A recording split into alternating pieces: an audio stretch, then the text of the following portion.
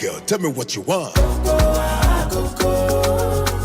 It's right here, I got what you need.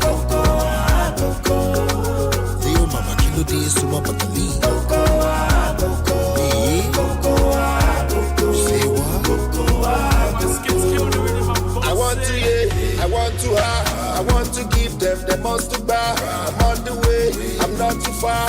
All my sexy ladies won't go down. The dead to one place, they want to knock. It's not the same way that I'm not go. Tell the DJ to run it back. There to carry problem from what you back. Some people make believe, yeah. Actually, yeah. All up, yeah. Cause if I talk, I go do one. Baby girl, I go do one. Just tell me what you want, you can say yeah. I never like to look let you down. There nothing in my way. Say my love, it I'm food, it ain't your way. Baby girl, I go love you on my day. Yeah. Can I get the witness? Can I get the witness? Can I get the witness? And you be my weakness. Till I know they pretend. Till I know they pretend. But I just want you to know, as long as you're with me, you have all that you need, yeah. Baby girl, tell me what you want. It's right here, I got what you need. Leo mama, kilo de suma patali. Say what? Baby girl, tell me what you want. It's right here, I got what you need. Leo mama, kilo de suma patali.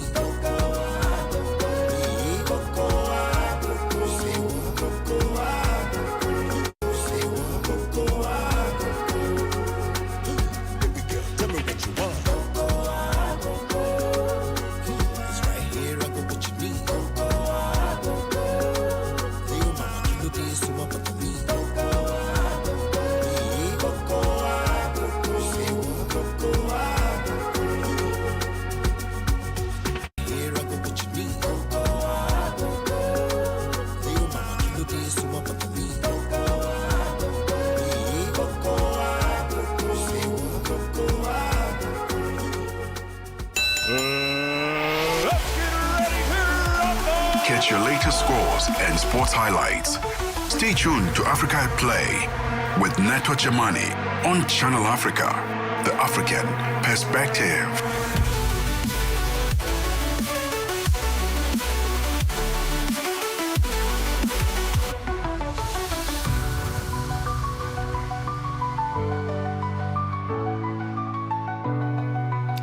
It is 1400 Central African time. This is the first edition of Africa at Play this weekend. We are live on DSTV Audio Bouquet Channel 802 or OpenView 628 if you are based in South Africa. If not, you can connect with us from any corner of the world on channelafrica.co.za. Also available at your fingertips on SABC Plus and the new Channel Africa app. If you haven't downloaded it, this is the perfect time to do so on your iOS and Android. My name is Neto and Neto Chemane. Hosiati konyangazi mumkhatsha phandle konjani moyani vuguvugu dendele. Coming up on Africa at Play, our Zambian correspondent Namuchana spoke with the award-winning sports journalist Wezi Mazunda on our topic of the day. Unacceptable behavior was witnessed in a recent European Champions League match featuring Spanish giants Real Madrid as well as Benfica from Portugal. And this is the match Real Madrid triumphed by a goal to nil.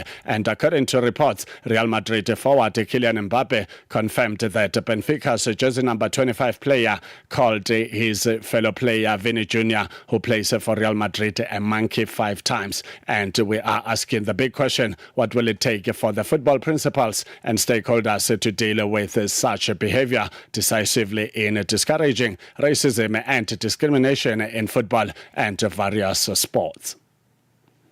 terrible situation and must be condemned with the highest contempt it deserves. People should not look away. The sportsmen and sportswomen, before they are athletes, are human beings. They've got feelings, and when they go on that pitch, they go and do their work professionally because they want to provide entertainment. So they should be respected, just like every other person would want to be respected. So being racially abused is just totally wrong. And I think I want to believe the person who actually did that to Vinny has information. Maybe he was hurt, or maybe it's coming from a background where they don't respect other people of different color, but it's just wrong. I'm sure he has information. In this day and age where we have information, he needs to have information. You don't do that. That comes from the spirit of hate. And let's not have hate, let's have love as people. So I feel what needs to be done is we have to give out a lot of information out there. A lot of communication has to be done through the media, in football stadia, everywhere we go. I think FAs or national teams, clubs, be it whatever, sporting codes need to have a serious campaign against racism. 14:03 Central African Time. Do share your thoughts on our WhatsApp voice note number, that is +27 83 288 6684. And the question we are asking is, what will it take for the football principals and stakeholders to deal with such behavior decisively, discouraging racism and discrimination in football and various sporting codes? And this refers to our topic of the day, where we are reflecting to the disturbing incident that we've witnessed recently in a European Champions League match between Benfica of Portugal and Real Madrid of Spain, where Kylian Mbappe, the forward player for Real Madrid, his team member Vinny Jr. was called a monkey by jersey number 25 of Benfica. And this is according to reports that came from this incident. South Africa multiple record holder Adrian Valskert has told SABC Sport that he is doing everything possible not to overthink the prospect of breaking the sub 27-minute barrier on home soil. The US-based runner has been in an extended training camp in Potchefstroom as he prepares for the Absa Ranyo City Gqeberha 10-kilometer race set for Sunday at 7 a.m. at Nelson Mandela Bay. Valskert has his sights set on becoming the first athlete to run sub 27 minutes in 10 kilometers on African soil in his country of birth. I just surround myself with people that I don't constantly talking about running all the time, and just do my own thing. I'm writing a book, so I'm focusing on that as well, trying to completely distract myself. But I'm focused as well in the background. I know what task is ahead, and I'm focusing on that as well. But it's good to compartmentalize sometimes a little bit. But yeah, like you said, I don't want to think about it too much because it just causes stress and all that type of stuff, and I don't want to get back there. I had an experience maybe when I was still in college about obsessing about a race so much that it just negatively impact you. So I just kind of like put it in the backdrop and focus on other things, and then I'm sure I'll be ready on Sunday like I always am, because I know I train well and I have trusted coaches and people that work really hard to get me ready. Mamelodi Sundowns chairperson Tlhophi Motsepe moved to quell speculation about the future of the club's technical team. Motsepe insists there are no immediate plans to dismantle the current setup under head coach Miguel Cardoso. Despite growing calls from sections of the support base for the club, they are calling for the Portuguese mentor's exit, largely due to concerns over an unattractive style of playing. Motsepe rather said no, there's no immediate plans to get rid of the current technical team. What I said was, we want to help improve the football. We said that we have a goal of achieving the Champions League and being successful in those competitions. I don't think we said if things dipped that we would fire the coach.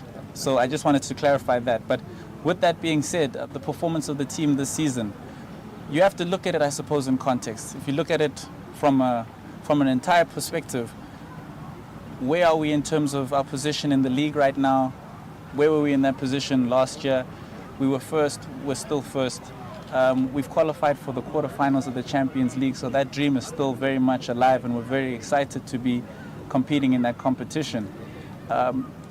Again, if you look at from a global context, other clubs in this situation, if you put this club in a different league and you said, you're battling for a title, You're in the quarterfinals of the Champions League. I'm not sure if that would warrant, immediate or effective or drastic action.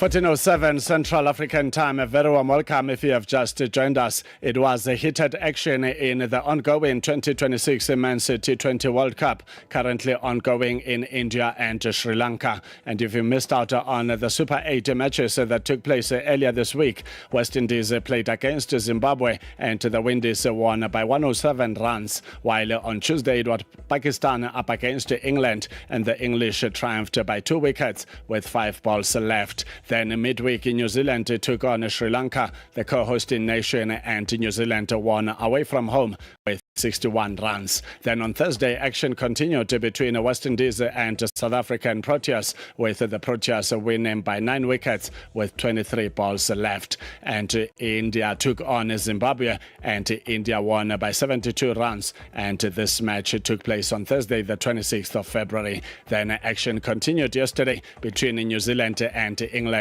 England won by 4 wickets with 3 balls left. What is happening today? It is a match at 15:30 Central African Time. The co-hosting nation Sri Lanka takes on Pakistan, and it is Super 8 T20 50 of 55. Then tomorrow Zimbabwe will meet South Africa in the Southern African Derby at 11:30 Central African Time, with another match in the afternoon at 15:30 between India and West Indies.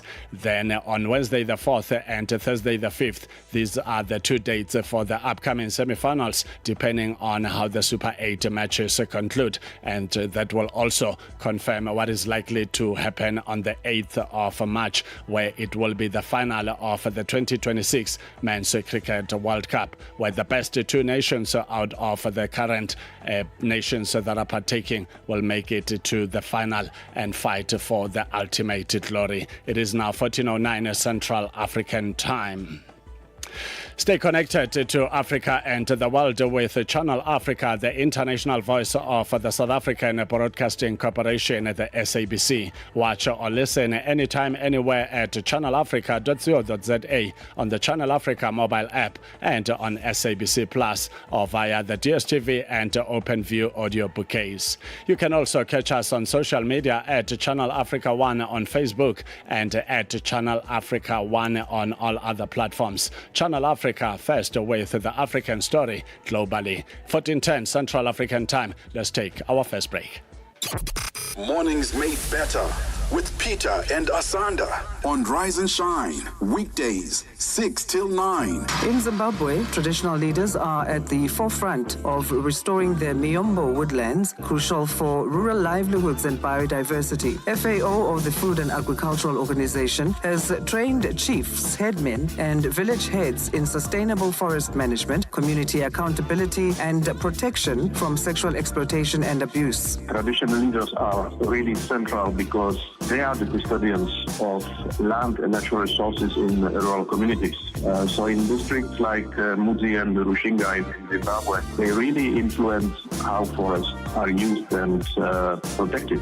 So by empowering them, we strengthen local ownership, we improve compliance with sustainable practices, and ensure that Miombo restoration efforts are really community-driven and long-lasting, which is important. Renee Chudek, FAO Senior Forestry Officer for Southern Africa. Mornings made better with Peter and Asanda on Rise and Shine. Africa is changing, and the world is paying attention. This March, Channel Africa invites you to be part of a new conversation. Africa Matters, a platform where experts, policymakers, and thought leaders come together to unpack the big issues of our time: technology, politics, economics, climate change, and the future of our people. This is where ideas meet action, where change becomes opportunity, where Africa's voice takes its rightful place on the global stage. In March 2026, Channel Africa hosts Africa Climate Change Recovery Summit. Join the dialogue. Be part of the movement. Channel Africa, the African perspective. Africa at Play with Neto and Neto Chemane.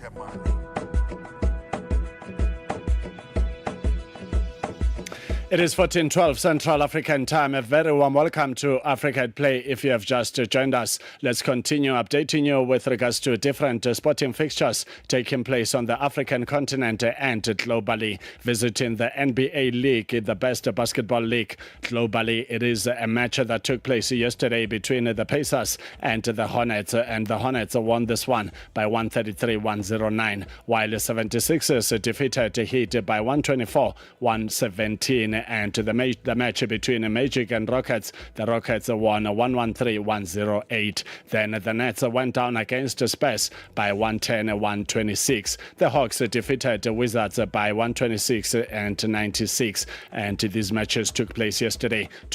Couple of matches that also took place was the Bulls going down against the Trailblazers by 112-121. Then the Mavericks also suffered a loss against the Kings 121-130. And the Suns defeated the Lakers by 113-110, a difference of just 3 points. Then the match between the Jazz and Pelicans was 118-129, won by the Pelicans. And the Clippers went down against the Timberwolves by 88-94. Then action continued today in the early hours. Pistons defeated the Cavaliers by 122-119. And Celtics had a good day on the basketball court, defeating Nets by 148-111.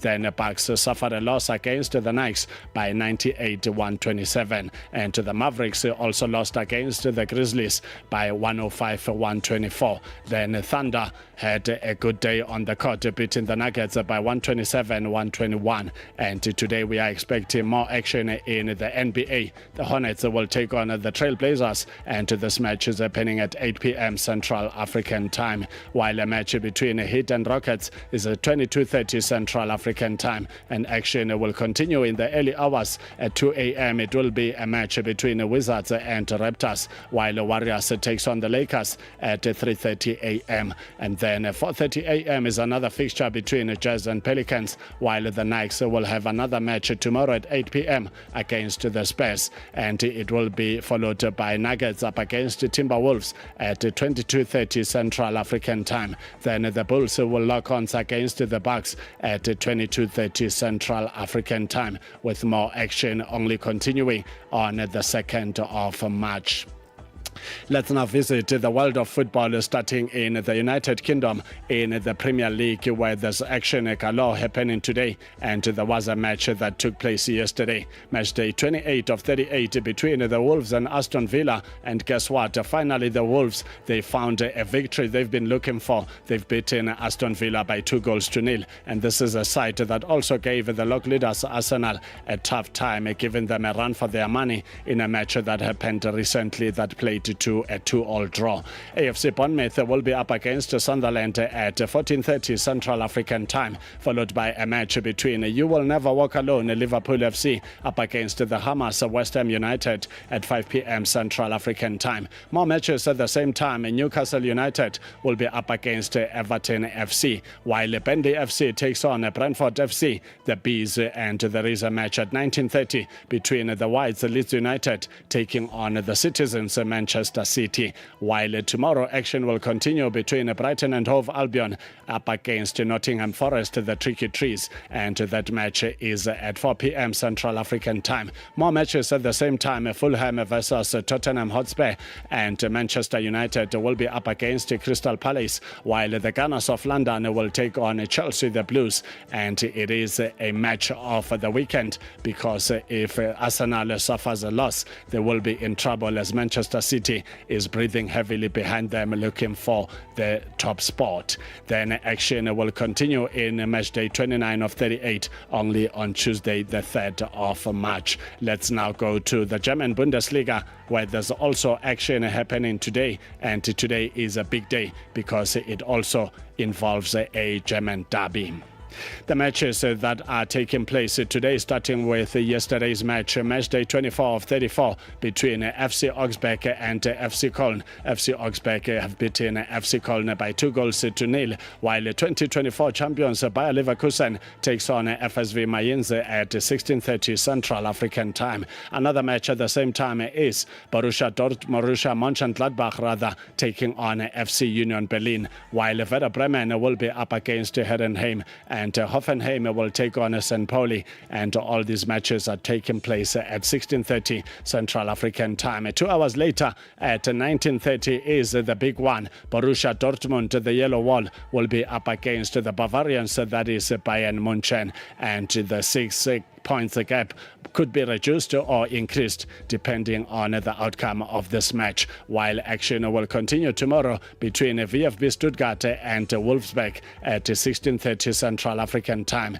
Then 2 hours later at 18:30 it will be Eintracht Frankfurt taking on SC Freiburg, while Hamburger SV will take on RB Leipzig, and that match is at 20:30 Central African time. Let's now come to the African continent and check the fixtures of the Betway Premiership. They say Lisekazini forever, and this is the big weekend with the ultimate fixture in the calendar of South African football, the Soweto Derby. Kaizer Chiefs taking on Orlando Pirates. It is Amakosi up against the Buccaneers, and that match is at the FNB Stadium at 1800 at the Kings Wellington Stadium in Durban in South Africa's KwaZulu-Natal province. Siwelele Samasoko Lara will be up against TS Galaxy, the Rockets, at 1800 at the Free State Stadium in Bloemfontein, the city of roses, while Orbit College Mswenko Boys will take on Richards Bay, the Natal Rich Boys, and this match is at 2015 at Olympia Park in Rustenburg, Northwest Province.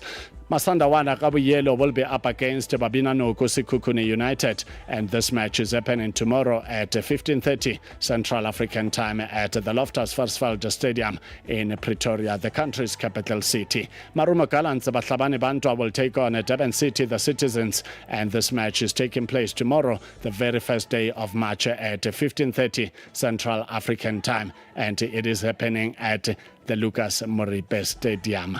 And it will be a jam-packed action of football in different parts of the world, including South Africa. And it's now Central African time. It's time for our second break. The safety and well-being of learners is a shared social responsibility. Parents and guardians play a critical role in ensuring safe, reliable, and lawful scholar transport. Parents are therefore urged to take responsibility for the following. Learners should be encouraged to report unsafe driving, overcrowding, or any dangerous practices both before and during the journey. Promoting safe boarding, respectful conduct, and responsible behavior during the journey is a collective duty that begins at home. By working together, parents, operators, and authorities can protect learners and build a culture of safety on our roads. Issued by the National Department of Transport. Across Africa, communities rise with the promise of clean water and clean sanitation. The African Union's 2026 theme calls us to action. It's about mobilizing real commitments, securing climate-resilient water and sanitation projects, and ensuring that water becomes a driver of sustainable development and prosperity across the continent. A landmark moment, not only for Africa, but for the global movement for access to safe water for all. Assuring sustainable water availability for every home, every village, every nation. This is the Africa we want. Channel Africa, the African perspective. Africa at Play with Neto and Neto Chemane. 14:21 Central African time. They say when it is the Derby weekend, the country gets divided into two parts.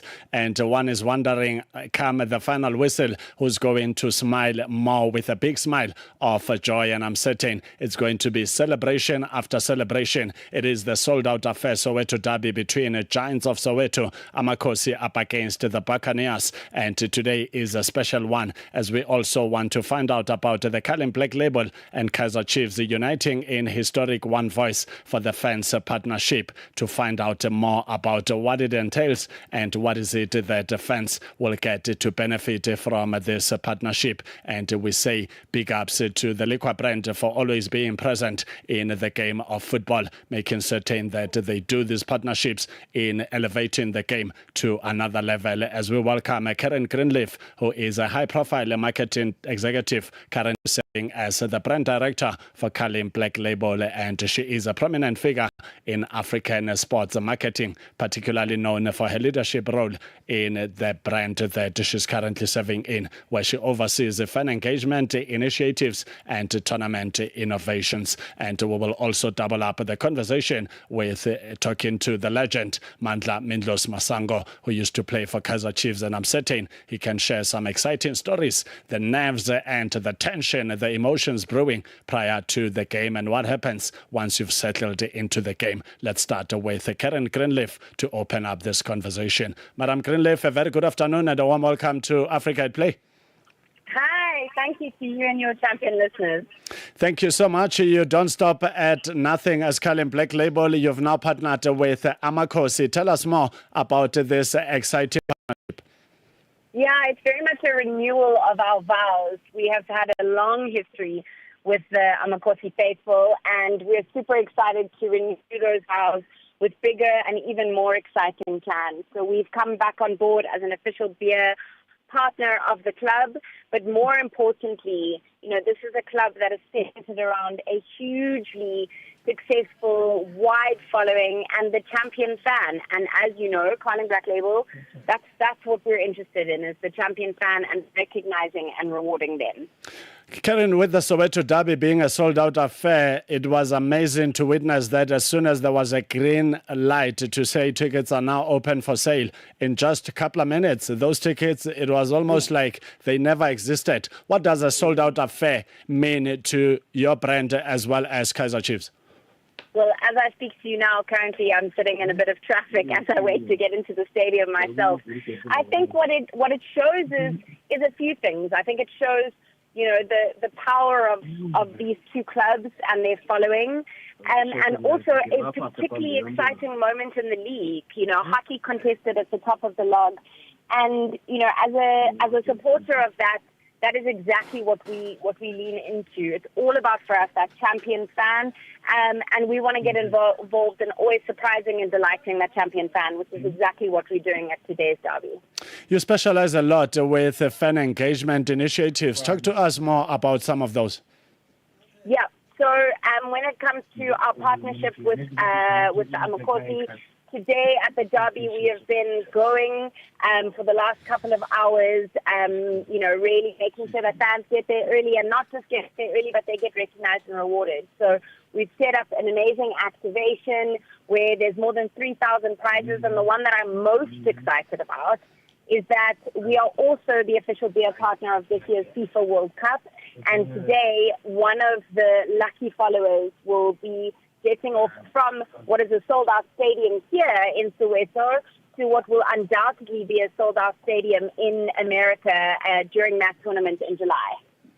Exciting indeed. Karen Greenleaf, the ever-energetic lady who is very passionate about making certain that from a sports marketing point of view and from a brand point of view, her brand excels. But the brands in football, they also get to benefit from this kind of partnerships and sponsorship deals. Karen, thank you so much. Have an awesome day. I'm hoping that you will be able to navigate your path to the parking space at the FNB Stadium. Enjoy the derby. I don't want to put you on the blog and say you should give us a prediction. I know you will want to remain impartial. I think that ultimately what's going to happen is that it's the champion fan who will win today. I think it's going to be a huge spectacle, and I cannot wait. Lovely stuff indeed. 14:26 Central African time. That's how we wrap up our conversation with the brand director at Carlin Black Label, Karen Greenleaf, talking to us about their partnership with Amakosi, who are hosting Orlando Pirates today. Let's now welcome to the conversation Mandla Mindlos Masango, who knows what it takes to be an Amakosi player, the pressure that comes with wearing that jersey. It's not just about the Soweto Derby. Every game feels like a cup final, and that is the pressure that as a player you've got to be resilient and be able to stand the test of time. Mr. Masango, a very good afternoon and a warm welcome to Africa at Play.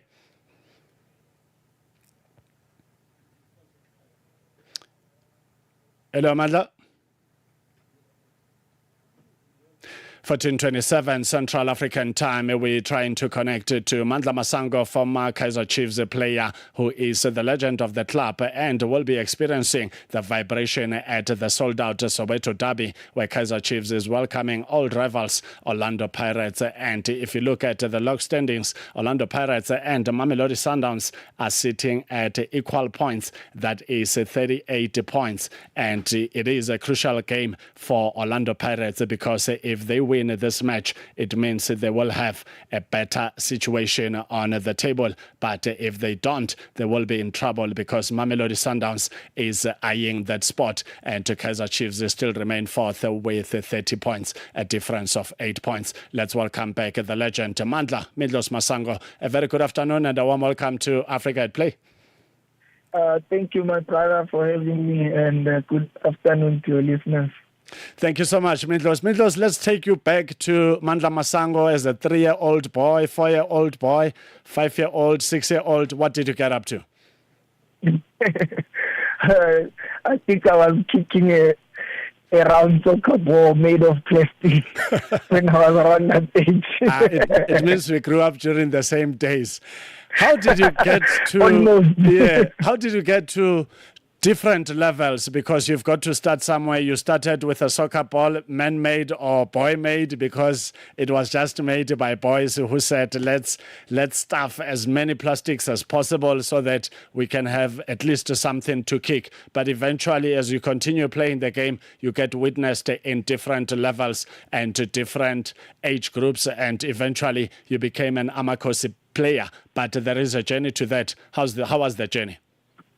I think I come from humble beginnings, playing school football as well as playing amateur football at Walter Stars all the way to professional ranks. But also during that period, I was fortunate enough to be selected for the national under-17s, under-20s, under-23s, and eventually Bafana, So I'm grateful for my humble beginnings.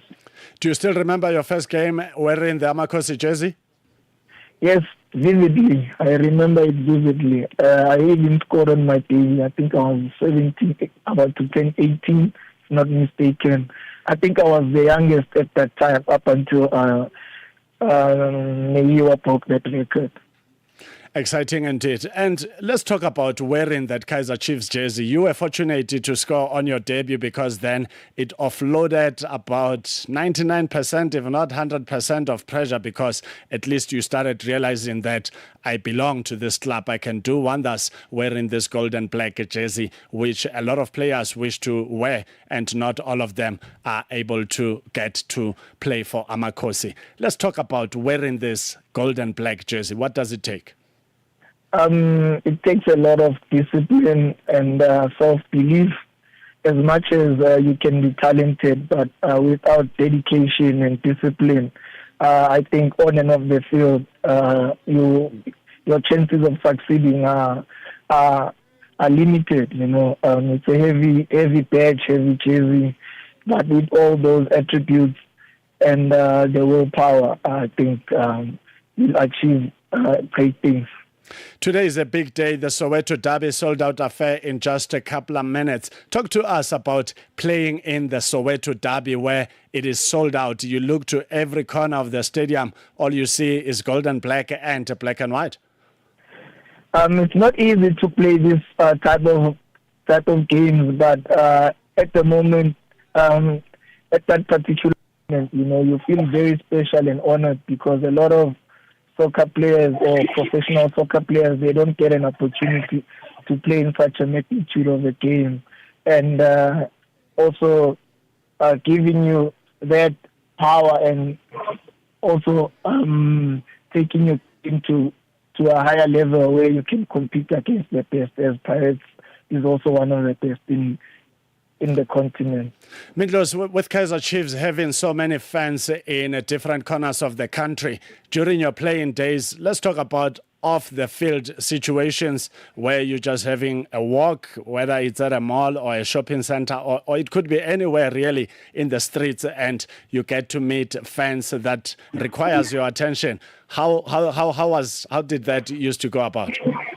I think the champion fans play a major role in football because they are the ones who help you in difficult times, in happier times.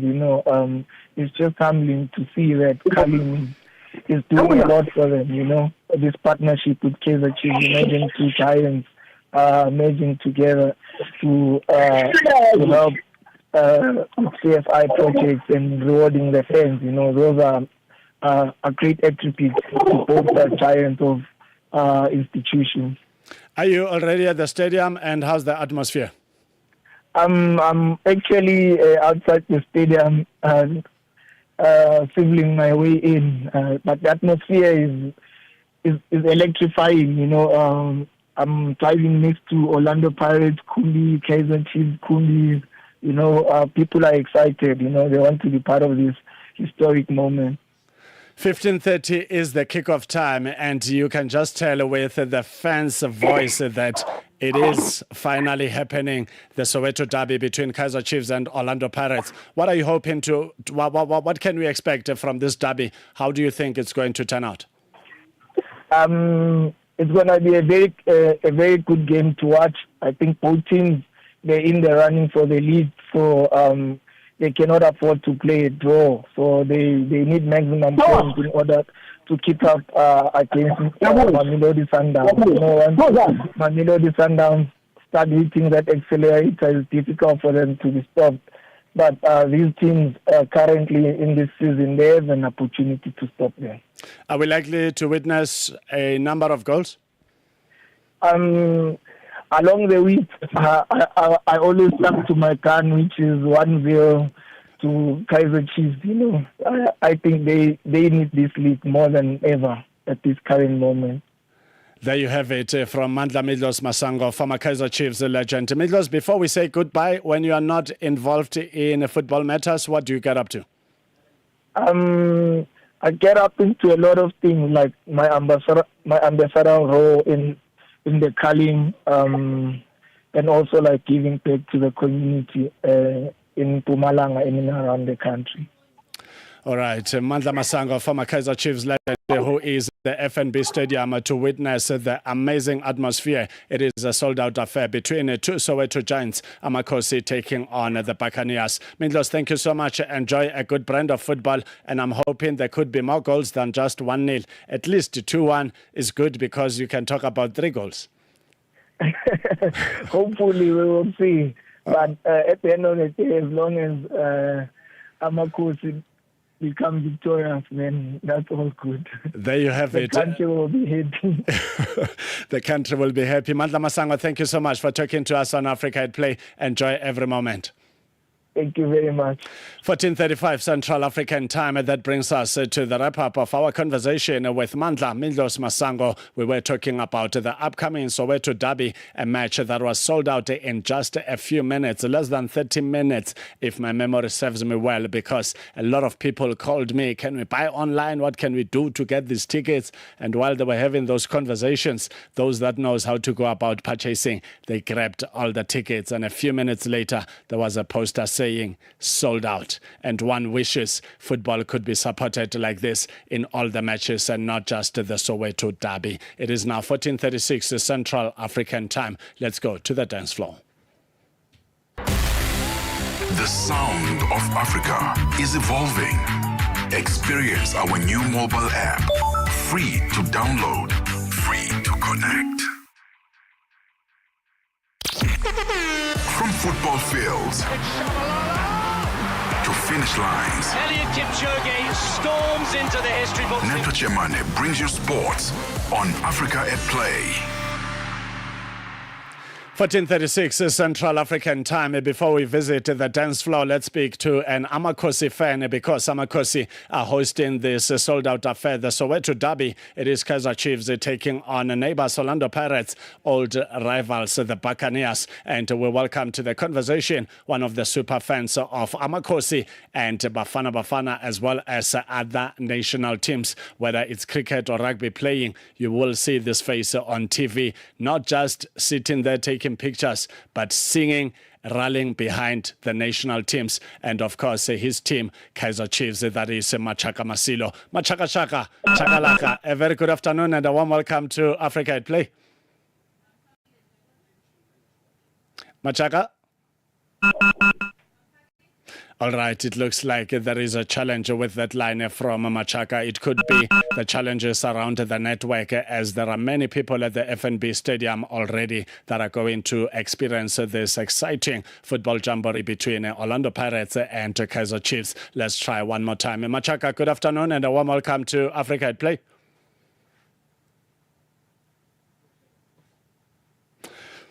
14:37 Central African time. We will try and establish that line with Machaka Masilo, who is a Kaizer Chiefs fan. All right, he's back on the line. Machaka, good afternoon and a warm welcome to Africa at Play.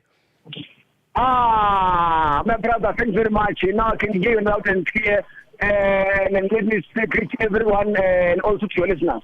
Thank you so much. I can tell with the energy already that you are vying for a win for Amakosi. Talk to us about this important Soweto Derby. Orlando Pirates and Mamelodi Sundowns are equal on 38 points. But as for your team, Kaizer Chiefs, you need at least 3 victories to overtake them. And while you try and do that, they will be trying to win more matches. What can we expect today?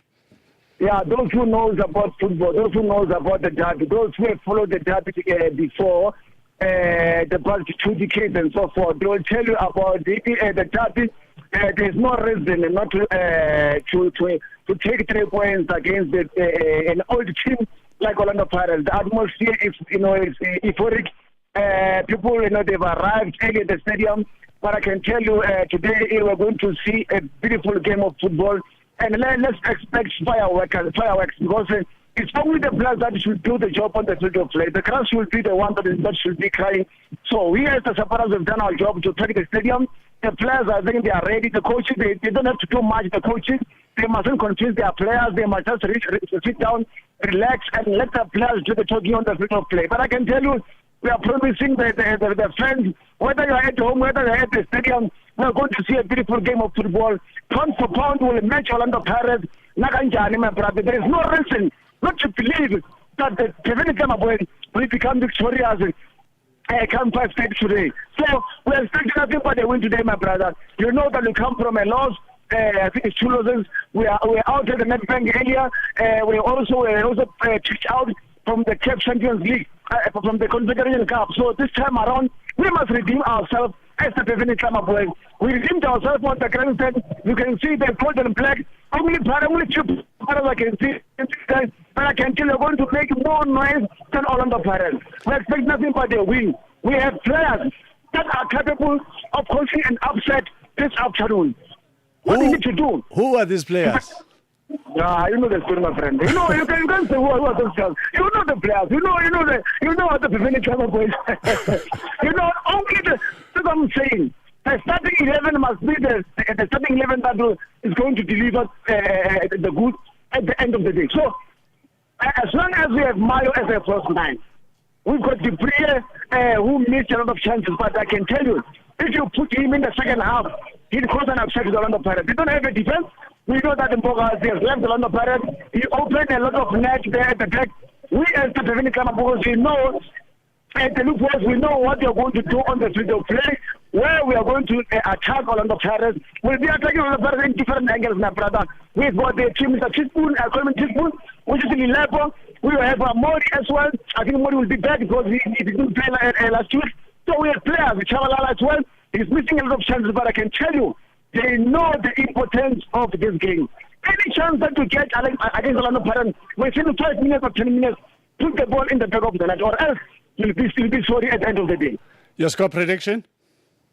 My brother, I don't like to predict the score, but I can tell you those who pay to come to the stadium, they must stay goals. Derby is a derby because of goals. So we are expecting 3 goals. I would say we're going to play on the Paris 2-1 this afternoon. Yo, there you have it from Chakalaka himself, the ever-energetic Amakosi fan, a super fan supporting different national teams. That is Machaka Masilo talking to us on Africa at Play. Machaka, thank you so much for painting the picture for us. All the best to the beautiful game of football. You're more than welcome, my brother. I know the best. Thank you very much for keeping touch with us. And we love you so much. Let the beautiful game of football be the winner at the end of the day. Thanks very much. Thank you. There you have it, 14:42 Central African time. It is happening at 15:30. Amakosi taking on Orlando Pirates. It is a sold-out affair, and it is the biggest fixture on the calendar of football in South Africa. It is now 14:42. Time for a short break. Africa at Play. Beautifully, happily marrying sports and music. Tune in and turn up the volume. This is Channel Africa. From football fields to finish lines, Eliud Kipchoge storms into the history books. Neto Chemane brings you sports on Africa at Play.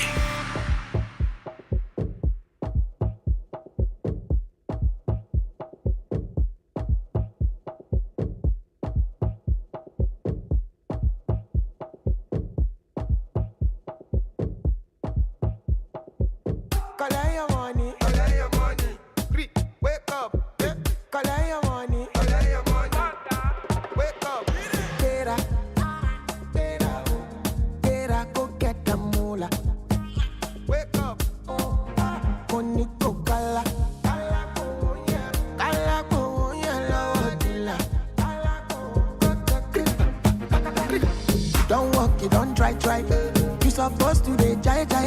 Kilo come, me come, person matter, person we don't mind. Boy, when I land softly on the sofa floor. So far so good, koni bajo. Let me see you. Oh lo lo lo, let me see you. Oh lo lo lo, bukao. Let me bukao. Let me see you, de buga. Oh lo lo lo, let me see you. Oh lo lo lo, bukao. Let me bukao. Let me see you, de buga. Oh lo lo lo, let me see you. Oh lo lo lo, bukao. Let me bukao. Let me see you, de buga. Oh lo lo lo, let me see you. Oh lo lo lo, bukao. Let me bukao. Let me see you, de buga. Better, oh, better go get the dollar. Wake up.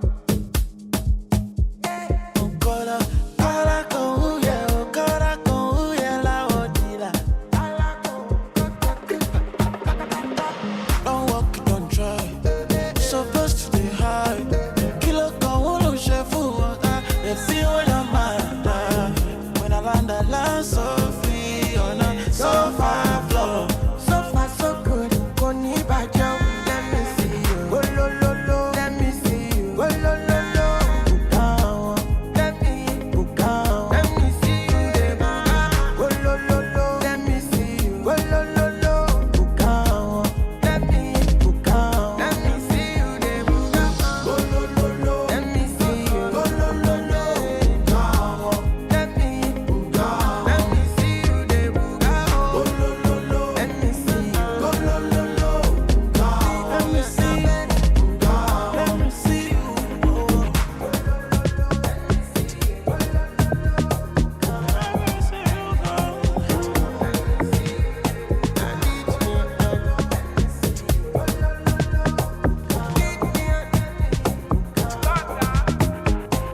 You don't walk, you don't try. You supposed to the vibe. Meet me on a bed. You don't walk, you don't try. You supposed to the vibe.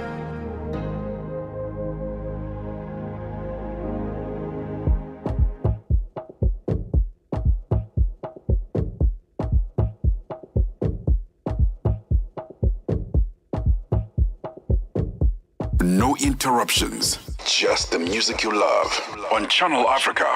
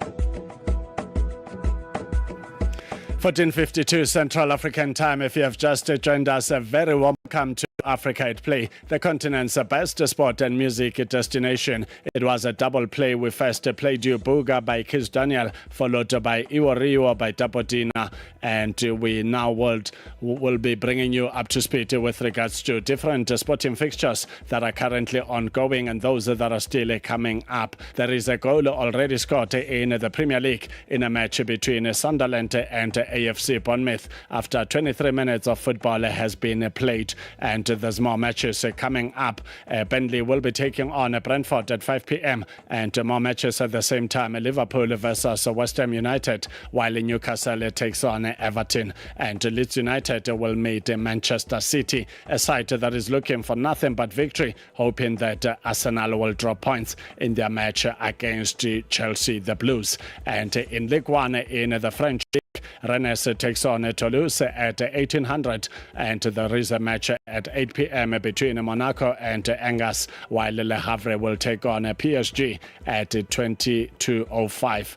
That is tonight. And then in the German Bundesliga, Borussia Mönchengladbach up against FC Union Berlin, while Bayer Leverkusen takes on FSV Mainz, and Hoffenheim will be up against St. Pauli, and Werder Bremen will take on Heidenheim, while the big one comes at 19:30. It is the German Bundesliga at derby between Borussia Dortmund and Bayern Munich. Let's also update you about the Serie A matches in Italy, where Como will take on Lecce at 4 p.m. Central African Time. Then 3 hours later at 1900, it will be Verona versus Napoli, while Inter takes on Genoa at 21:45 Central African Time. In Eredivisie in Netherlands, it is Heerenveen who are up against Sparta Rotterdam at 17:30, while at 19:45 Heracles will be up against PSV, and Nijmegen will take on Sittard at 2200 Central African Time. In the Betway Premiership, Kaizer Chiefs take on Orlando Pirates at 15:30 Central African Time in just over the next 30 minutes, while Golden Arrows Abafana Bestende will take on Chippa United, and Siwelele Samasokolara will meet TS Galaxy at 6 p.m. Central African Time. Orbit College Mswenko Boys takes on the Natal Ridge Boys, that is Richards Bay, at 20:15 Central African Time. What's happening in Spain in the La Liga? Rayo Vallecano will take on Arthur Bilbao, and that match is happening in the next 5 minutes at 3 p.m. Central African Time, while Barcelona will be up against Villarreal at 17:15 Central African Time. Mallorca takes on Real Sociedad at 19:30, while Oviedo will be up against Athletic Madrid, and that match is at 10 p.m. Central African Time. Then in Albania, in the Abisnet Superiore, it is Vora up against Dinamo Tirana, and it is currently 0-0 after 25 minutes of football has been played. And matches that have already taken place in Division d'Honor in Aruba, it's River Plate going down by 7-1 against Sporting. It was an avalanche of goals indeed. In Australia, in the A-League, Auckland FC defeated Melbourne City by 3-0, while Central Coast Mariners took on Newcastle Jets, and it ended in a dull 0-0 draw. And Brisbane Roar took on Perth Glory, and that match ended in a 1-1 draw. WS Wanderers defeated Macarthur FC by 4-0. And these are the matches that are happening in different parts of the world and globally. Let's look at other sporting codes where there's action that is lined up. Let's take the top 14 the rugby league in France, where Clermont will take on Aveyron Bayonnais, and that match is at 15:30 Central African Time. Another match slated for 17:35 in the top 14 is Leo taking on RC Toulonnais, and that match will produce nothing but fireworks, especially a match between Montpellier taking on Racing 92, also at 17:35. Stade Francais Paris will be up against Montauban, and that match is also at 17:35. Then at 10 p.m. it will be Castres Olympic taking on Stade Stade Rochalia lies. And that match sums up and wraps up the fixtures for this weekend in the top 14. Then in the United Rugby Championship in the URC, it is the Lions who are up against the Stormers as we speak, and it is currently 5-0 in favor of the Lions, and 7-0 now because the match is live and it keeps on updating as we are giving you these updates. So the Stormers are trailing by 7 points to 0, but it's still early moments of the match. The match has only played for 24 minutes in the first half. At 5 p.m. there are two matches taking place in the URC. The Bulls of South Africa will be up against the Sharks, and there is a match between Connacht and Glasgow Warriors at the same time. Then Dragons will be up against Benetton at 19:30 Central African time. Also at the same time will be Munster up against Zebre, while at 21:45 it will be a match between Ospreys and Ulster. And we will continue to update you on different fixtures that will be taking place. The Championship Rugby in England, Emthil takes on Coventry RFC at 4 p.m. Central African time, while Kelty will be up against Bedford Blues at the same time. Then Cambridge will take on Cornish Pirates, while Doncaster lock horns with Ealing Trailinders, and the London Scottish will be up against Chino, and that match is at 5 p.m. Central African time. And that brings us to the wrap-up of the first hour of Africa at Play, where we got to speak all things the Soweto Derby with former Kaizer Chiefs player who used to do wonders during his playing days, Mandla Masango, who is now the ambassador of football representing the brand called Carling. And we also got to speak to Karen Greenleaf, who is the brand director at Carling Black Label, to talk about this upcoming derby that will be kicking off in just 31 minutes from now on. And that's how we say goodbye to the first hour of Africa at Play. In the second hour, we will be introducing the topic of the day. Across Africa, communities rise with the promise of clean water and clean sanitation. The African Union's 2026 theme calls us to action. It's about mobilizing real commitments, securing climate-resilient water and sanitation projects, and ensuring that water becomes a driver of sustainable development and prosperity across the continent. A landmark moment, not only for Africa, but for the global movement for access to safe water for all. Assuring sustainable water availability for every home, every village, every nation. This is the Africa we want. Channel Africa, the African perspective. Africa at Play with Neto and Neto Chemane. Catch your latest scores and sports highlights. Stay tuned to Africa at Play with Neto Chemane on Channel Africa, the African perspective.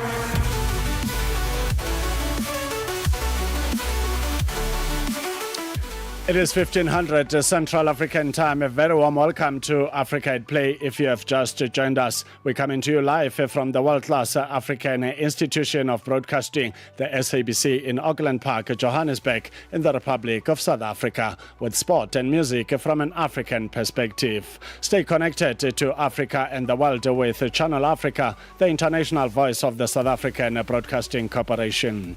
Watch or listen anytime, anywhere at channelafrica.co.za on the Channel Africa mobile app and on the SABC Plus app, or via the DSTV and OpenView audio bouquets. You can also catch us on social media at Channel Africa on Facebook and at Channel Africa 1 on all other platforms. Channel Africa, first with the African story globally.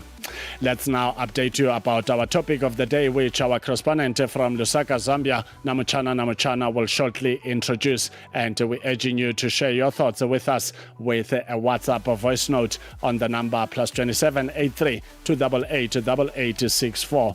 And the conversation that we are talking about is about racism and discrimination in football. And that's why we are asking the big question to say, What is it that the principals of the game and different stakeholders can do to deal with such a behavior decisively and to discourage racism and discrimination in football and various sporting codes? Let's go to Lusaka for the introduction of the topic.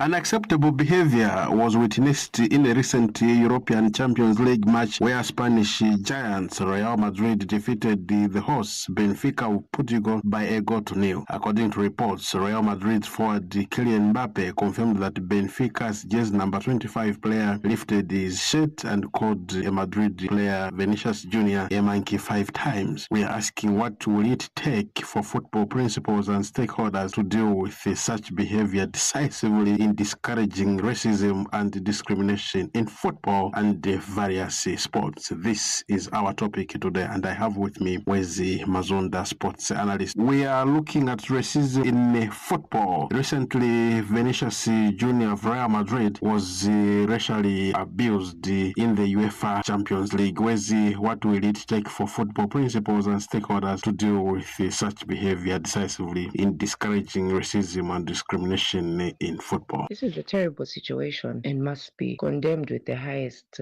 contempt it deserves. People should not look away. The sportsmen and sportswomen, before they are athletes, are human beings. They've got feelings. And when they go on the pitch, they go and do their work professionally because they want to provide entertainment. So they should be respected, just like every other person would want to be respected. So being racially abused is just totally wrong. And I think I want to believe the person who actually did that to Vinny has information. Maybe he was hurt, or maybe it's coming from a background where they don't respect other people of different color, but it's just wrong. I'm sure he has information. In this day and age where we have information, he needs to have information. You don't do that. That comes from the spirit of hate. And let's not have hate, let's have love as people. So I feel what needs to be done is we have to give out a lot of information out there. A lot of communication has to be done through the media, in football stadia, everywhere we go. I think FAs or national teams, clubs, be it whatever, sporting codes need to have a serious campaign against racism. I know it's been there. Now it should be aggressive. You have to put up aggressive campaign, talk about it in the stadium before the match starts.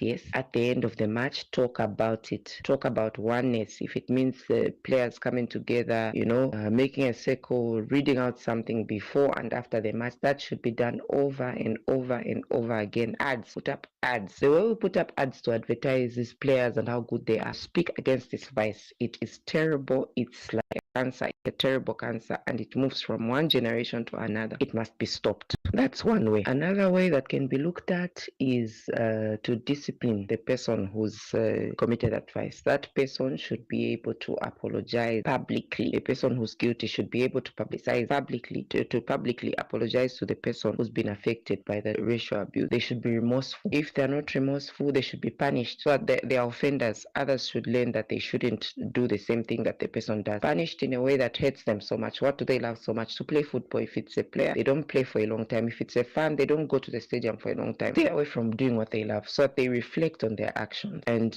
reminding these people should be done with a lot of love and with a lot of care to show them that this is humanity. Let's love one another. Let's live in peace. This is a sport that brings people together. We gather in the stadium. People gather in the sports facilities to come and watch and be entertained, and not to start bringing out heads and shouting all these things that are really not good to other people. So that's another way. Another way, fining. I don't know, I'm sure it's still there. You fine the team as well, because the team, if the team has not been able to discipline its players, it also should also be to blame for having not given the right information to their people. So let them cough out monies from their club, bring into the development of football. Actually, let's even have an organization where you are not to fight against this same racism. That money that comes, you put it in that same organization that campaigning, championing messages against racism, talking about unity, love, and peace in the game of football. Wezi, as always, thank you so much for having taken time to talk to us. Thank you very much. I also have with me Isaac Chipwatanga, soccer expert. Isaac, very unfortunate news that is coming from Europe. A Benfica player recently racially abused the Vinicius Jr. of Real Madrid by calling him a monkey. Isaac, what will it take for the principals and the stakeholders of the game to deal with such behavior decisively in discouraging racism and discrimination in football and various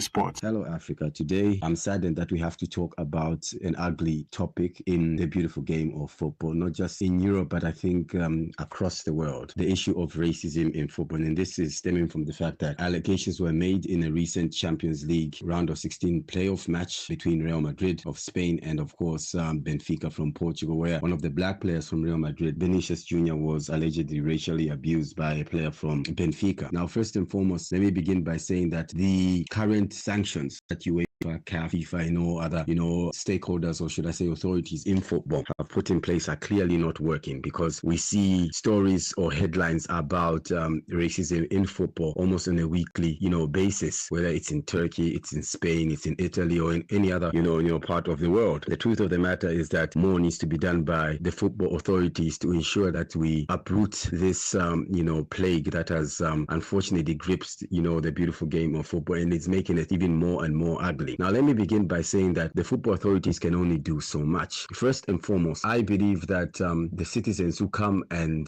unfortunately practice this plague called racism inside our stadiums are citizens of communities and society and countries at large. So the problem of racism is not just in football. It's something that is inside our society. It's people that we interact on a day-to-day basis. It's not just perpetrate during 90 minutes of football. So I think there is the starting point. First and foremost, I think this is something that the government of various countries should put in place in terms of trying to educate, citizens the negative impact that, racism has, not just on the other party, but on their part. I mean, the truth of the matter is if football authorities, for instance, continue punishing these clubs with hefty fines, who are very rich, let's be honest, especially in Europe, the truth of the matter is that clubs will be happy, to pay those fines, especially if you're asking them to pay $2 million, $3 million US or something like that. That's pocket change for many of these clubs that have, I think their net worth is in the hundreds of millions. So ultimately, where it's going to hurt is if it's a league match and a club is a repeated offender, deduct points. If it's a cup game and this club is a repeat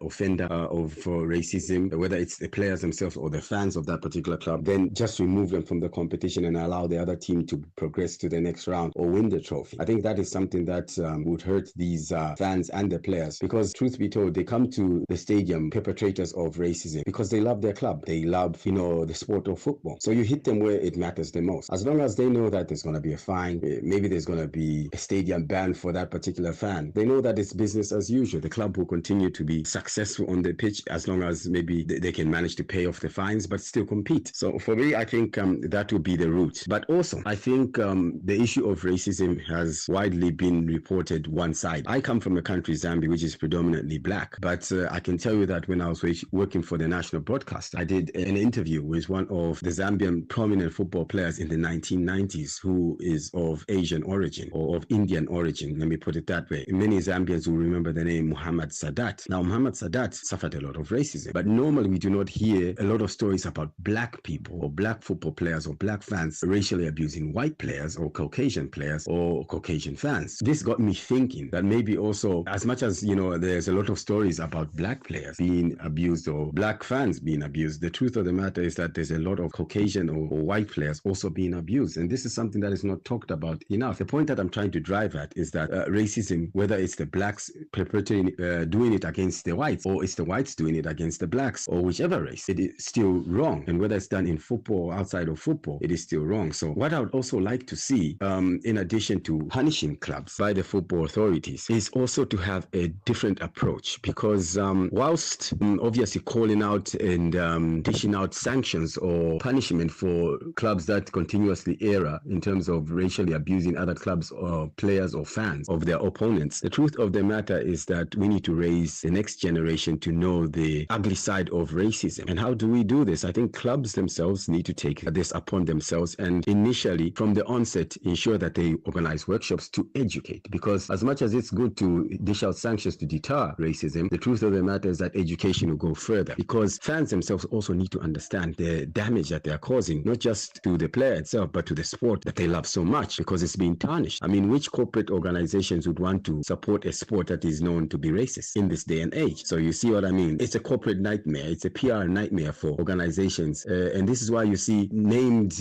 individuals who have had endorsements stripped because they are allegedly racist. It's fans. It goes to the football associations to organize workshops, platforms where they can educate their fans on the dangers of racism. Because only when that is done, education is the key to everything. So I believe sometimes it might be fans who are overzealous and fans who may be ignorant, who do not know the negative impact of racism. So I would like to see football clubs, football authorities, if it's FAs or the organizers of the league, if it's in the English Premiership, for instance, organize workshops, not just for fans, but for players themselves, because this particular, incident that has sparked this worldwide debate is alleging from the fact that a player racially abused another player. So it's not just fans who might be ignorant, it's also players themselves, and even coaches sometimes could be ignorant. So whilst I know that the first urge or the first instinct when you see somebody racially abusing another player or a fan, the idea is to obviously punish that individual or club. But I think more needs to be done in terms of investing in education to ensure that the next generation understand, fully aware of the dangers that racism poses, not just to the player or the individual that they're trying to target, but also the sport of football, which ultimately wouldn't be that glamorous if, the sponsors shy away. And that's the truth of the matter. So I think a concerted effort, not just by football authorities, but, governments themselves, to try and uproot this cancer that has plagued our society is the way to go. So if you're going to ask football authorities to do something, you have potentially fans that are going to come into the stadium, or players who are going to come into the stadium and behave for 90 minutes, knowing fully well that there's no repercussions for them to be racist outside of the stadium. So you've got fans or players who come into the stadium and only going to behave for 90 minutes for the duration of the match. Outside of there, they're racist. What sort of a society are we going to be building? And so this is why I'm saying that it goes beyond the football authorities. Yes, the football authorities can do their part, but much more needs to be done by governments across the world, whether it is to change curriculum so that the dangers of racism are inculcated or included in, the syllabus, so that when you go to first grade, they already begin to teach you why it is important for you to embrace, other citizens of that particular country or other, citizens of the world who happen to have a different skin color. It's important that that is entrenched in the next generation, because we'll be talking about racism, not just for this generation, but for future generations if we do not plague it and nip it in the bud. And nipping it in the bud means that we need to have a holistic approach where government, civil society, and of course, in this particular case, the football authorities act together and speak one voice to eradicate racism. Isaac, thank you so much for having taken time to talk to Channel Africa. We were looking at unacceptable behavior that was witnessed in a recent European Champions League match where Spanish giants Real Madrid defeated the hosts Benfica of Portugal by 1-0. According to reports, Real Madrid forward Kylian Mbappe confirmed that Benfica's jersey number 25 player lifted his shirt and called Real Madrid player Vinicius Jr. a monkey 5 times. We were asking what will it take for football principals and stakeholders to deal with such behavior decisively in discouraging racism and discrimination in football and the various sports. For Channel Africa Sport, I'm Chana from Zambia. 15:14 Central African Time. A big thank you to Namuchana and the football pundits based in Zambia. Wazi Mazunda, a football analyst, and Isaac Chipatanga, a football expert and analyst, for sharing their thoughts on our topic of the day. It's never too late for you to drop us your thoughts. You can share a WhatsApp voice note on the number +27 83 288 6684. And the question we are asking is, what will it take for the football principals and stakeholders to deal with such behavior, decisively discouraging racism and discrimination in football and various sporting codes? Let's take a short break. Across Africa, communities rise with the promise of clean water and clean sanitation. The African Union's 2026 theme calls us to action. It's about mobilizing real commitments, securing climate-resilient water and sanitation projects, and ensuring that water becomes a driver of sustainable development and prosperity across the continent. A landmark moment, not only for Africa, but for the global movement for access to safe water for all. Assuring sustainable water availability for every home, every village, every nation. This is the Africa we want. Channel Africa, the African perspective. We are on Open Views Audio Bouquet. Channel 628. Channel Africa, your voice, your sound, and your home. Stay logged right here. Africa at Play with Neto and Neto Chemane. 15:16 Central African Time. If you have just joined us, a very warm welcome to Africa's number one, Africa at Play. Asteleli Siashaya. Let's welcome Namuchana, our correspondent based in Lusaka, Zambia. So Namuchana, good afternoon and a warm welcome to Africa at Play. Good afternoon, and good afternoon to all our listeners. Let's start our conversation with the disturbing conversation that we've had as our topic of the day. I never believed that in 2026 we could still be dealing with accusations of a fellow player calling another player, regardless of them playing for different clubs, by a monkey. That is totally not acceptable. Your thoughts on that incident, and are we ever going to triumph this fight against discrimination and racism in sport, not just football, because it could have happened to a different sporting code? Yeah, a very unfortunate matter that, like you rightly put it, that in the year 2026, we still have people with such mentalities that are still thinking in reverse. Their thinking is that of colonial days where people of color were not considered to be human beings. It is extremely unfortunate, but we have to remember that this behavior nature will continue for a very, very long time. For as long as the FIFA, the Confederation of African Football CAF, and other federations out there won't come up with serious and punitive measures to arrest the situation. We need to make sure that countries, not just FIFA, UEFA, or CAF, should come up with serious measures on how to curb this. But we need to sit down, both governments and bodies like UEFA, FIFA, the Confederation of African Football CAF. If, for example, we have got in our laws here in Zambia that anybody who calls another person a monkey, that should be treated as something that is coming from sport. Such a person should be arraigned before the courts of law. First of all, should be arrested by the police, taken to the courts of law, let him stand trial, and be sent to jail. Once we come up with such measures, once we come up with such laws, that when you call your friend all sorts of names, demeaning names, the police should be after the match and take you to court. And if we say, for example, we decide that the maximum punishment for such should be 5 years in jail, we are not going to see people becoming reckless by calling other people monkeys. This is what we just need to do. But what are we seeing? We are seeing a situation where these potential offenders are going scot-free because they know at the end of the day, I will just receive a 5-match ban. My club will be fined. If they will pay $300,000, if they will pay $10,000, and it is business as usual. It is high time a FIFA, the World Soccer Governing Body, working with all countries in the world, they should be able to come up with very serious laws.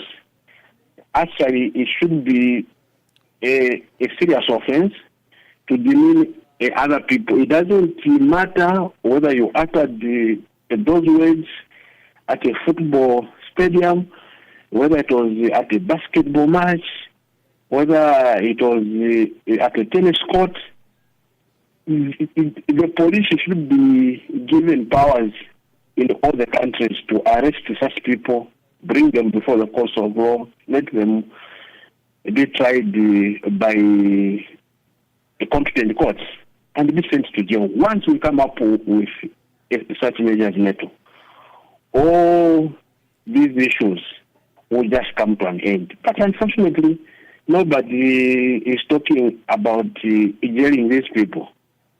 But what we have is a situation whereby I can call anyone in names. I'll just be fined $10,000, and my club will just be fined, or maybe I'll be banned. That I've been banned from entering any football stadium for the next 2 years. After 2 years, I'm back in the game. So we are just going around in the circles without necessarily addressing the real issue here. My take on this one, Neto, people are supposed to be jailed, because after 5 years, if a player comes back from there, even their career will come to an end. And from there, they will learn to behave accordingly, because they know that if I misbehave, these are the consequences that I'm going to suffer. That is Namuchana reflecting to the disturbing topic of the day, where we're talking about an unfortunate incident that took place in a UEFA Champions League match recently, where Benfica of Portugal hosted Real Madrid, and Real won that match by a goal to nil. And if my memory serves me well, Vini Jr. is the goal scorer, and this is the same player who was called a monkey by jersey number 25, according to reports, and Kylian Mbappe, the forward player for Real Madrid, confirming that incident. We take a short break. When we come back, we'll listen to the voice notes. We still have Namuchana on board. No matter where you are, Channel Africa is always with you. Este é o Caleidoscópio de Canal África, com Remo Samo e João Yabalá. Moçambique prepara-se para a chegada do ciclone tropical Gezane, prevista para esta sexta-feira, com impacto esperado nas províncias de Sofala, Inhambane e Gaza. O fenómeno, que já causou mais de 30 mortes de destruição significativa em Madagascar, poderá atingir o litoral moçambicano, com ventos de 140 km por hora e chuvas intensas, afetando cerca de 1,1 milhão de pessoas. A aproximação do ciclone surge numa altura em que o país ainda recupera das cheias de janeiro, que provocaram dezenas de mortos e afetaram mais de 700 mil pessoas. Para fazer o ponto de situação, ouvimos Rita Almeida, diretora de Planificação e Cooperação do Instituto Nacional de Gestão e Redução de Riscos de Desastres. As famílias devem reforçar o teto das casas, as portas e as janelas. Devem evitar fazer-se tanto à rua, devem prestar atenção sobre as orientações em relação a centros de acomodação temporário, devem preparar um kit mínimo básico com fósforos, produtos alimentares, medicamentos. De segunda a sexta-feira, das 20 às 21 horas locais, este é o Caleidoscópio de Canal África. Africa at Play with Neto and Neto Chemane. 15:24 Central African Time. This is Africa at Play, live every Saturday and Sunday from 2 to 5 p.m. Central African Time. We still have our correspondent based in Southern Africa, in Lusaka, Zambia. That is Namuchana. And we are now listening to the voice notes on our topic of the day, where we are talking about racism and discrimination in football. And this was triggered by a recent incident in a match between Benfica of Portugal and Real Madrid of Spain in the UEFA Champions League match, and Real won that match by a goal to nil. Vini Jr. called a monkey 5 times by jersey number 25 of Benfica, according to reports confirmed by a fellow Real Madrid player, that is Kylian Mbappe. We've got a voice note from Matseho Mosadi. Let's find out what are her thoughts. Hi Neto.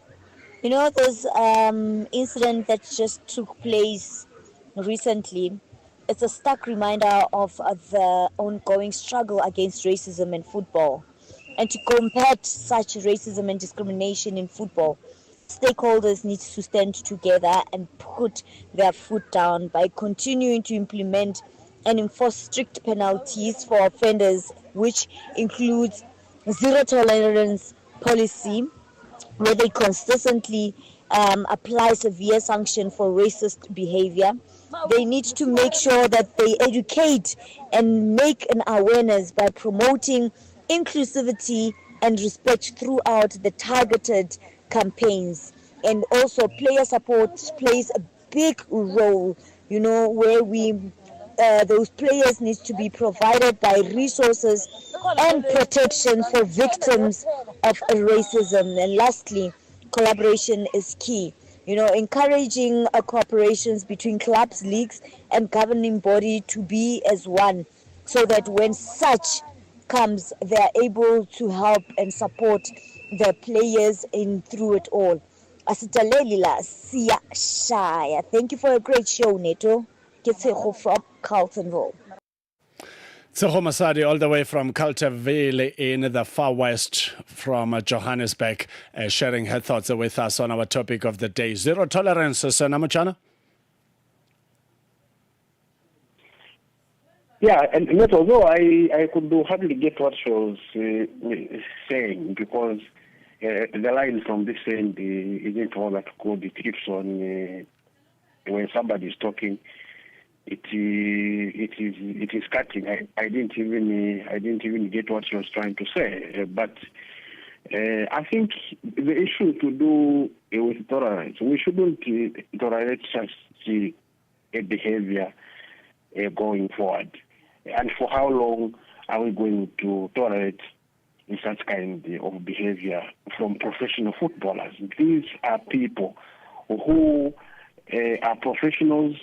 They know what is expected of them. Everybody expects them to behave in a honorable way. They're supposed to be above board. But today, to have a player calling another player a monkey, it is extremely unfortunate. And we wait to see what UEFA is going to do. But this will amount to nothing, Neto, I can tell you, because we have seen this script before. We have witnessed it. At the end of the day, the guy will just be given a 3-match ban, and Benfica might just be fined even 25,000 euros or maybe $30,000. Then that is the end. But Vinicius Junior will live with this thing for a long time. It is not just right to be racially abused. It demeans somebody. It lowers their spirit. Their morale now going forward won't be okay. And if these people don't like black players in the European game, why do they buy them in the first place? This is the question that maybe we should ask the principals of the game in Europe. We cannot allow a situation where their clubs, they continue buying players of color from Africa, from Southern America, from Asia, and at the end of the day, only to be racially abused in Europe. It is totally unacceptable. Indeed, 15:29 Central African time. Let's take another voice note from Apiwe Ngwenya. Hi, Africa Play. This is Apiwe Ngwenya.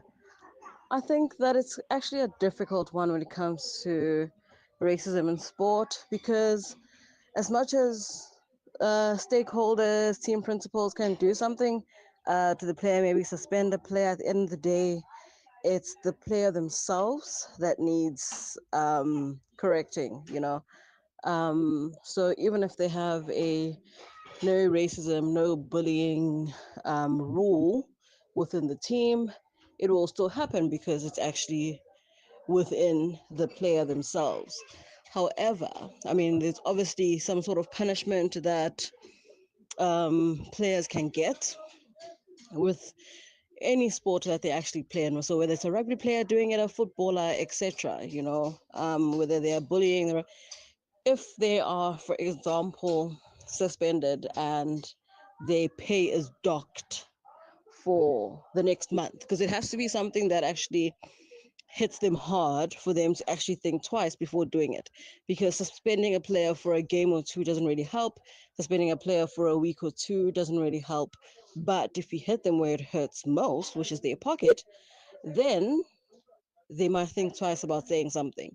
So for example, if in this instance the Benfica player is docked a month's salary, they will think twice, and every other player will think twice before doing it again.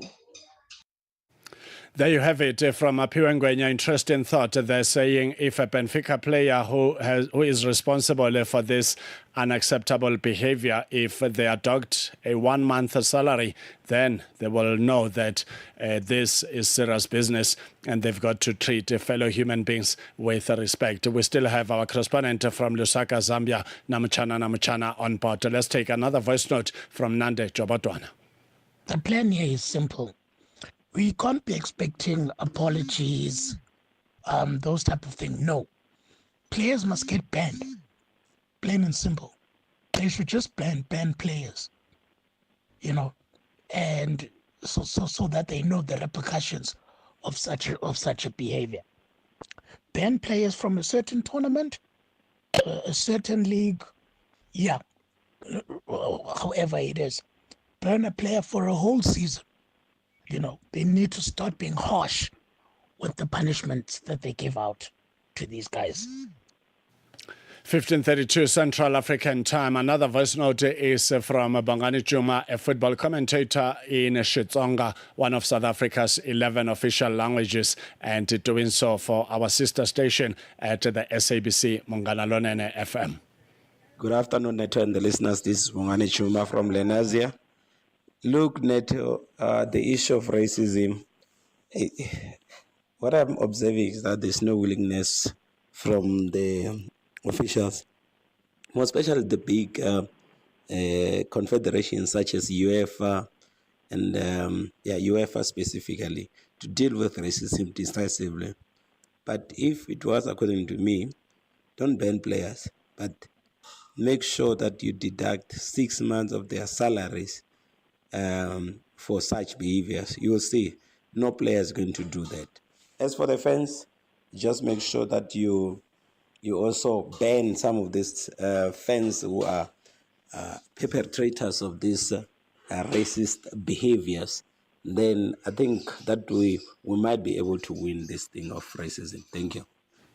Interesting thoughts indeed. Apiwe Ngwenya say take minus a 1 month salary from that player, while Bongani Chuma says 6 months salaries from the player who behaves in this manner. That is totally unacceptable. So it is interesting indeed, and I suppose these are some of the mechanisms that could be brought on board and be considered by the mother body of the game, in this instance UEFA, that is in charge for European Champions League. Mr. Namuchana, moving away from this disturbing topic, let's talk about the COSAFA Women's Championship currently underway in South Africa. The Copper Queens this time around couldn't make it to the finals.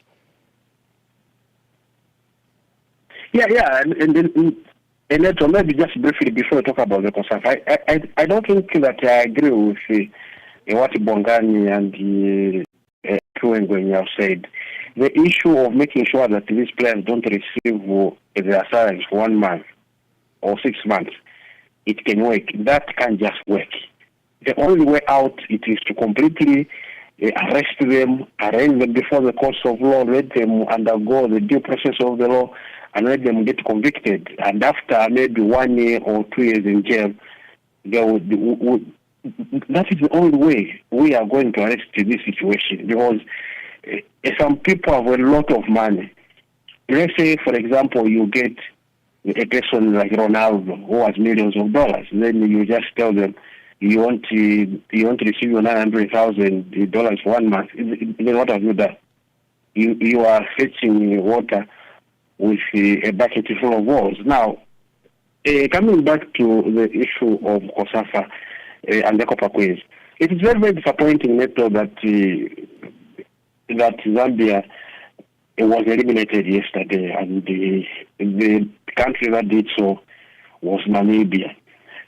But when you take a closer look at what has been happening at the Football Association of Zambia of late, that shouldn't come as a surprise to anybody, because they have failed to prepare this team adequately.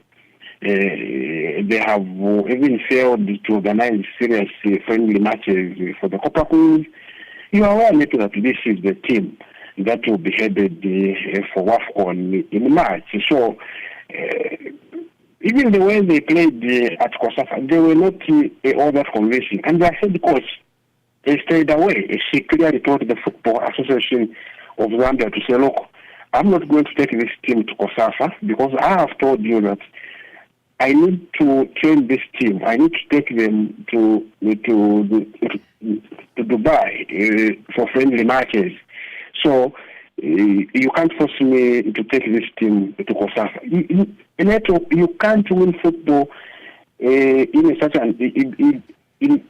environment where there is total confusion. You don't know who is in charge. So just to arrest the situation, the Football Association of Zambia first, they had to quickly elevate assistant coach Charles Halwono to become the caretaker coach at COSAFA. Now look at the confusion. I think even players, when you watch their first game, even yesterday's game, you could see that their body language was not there.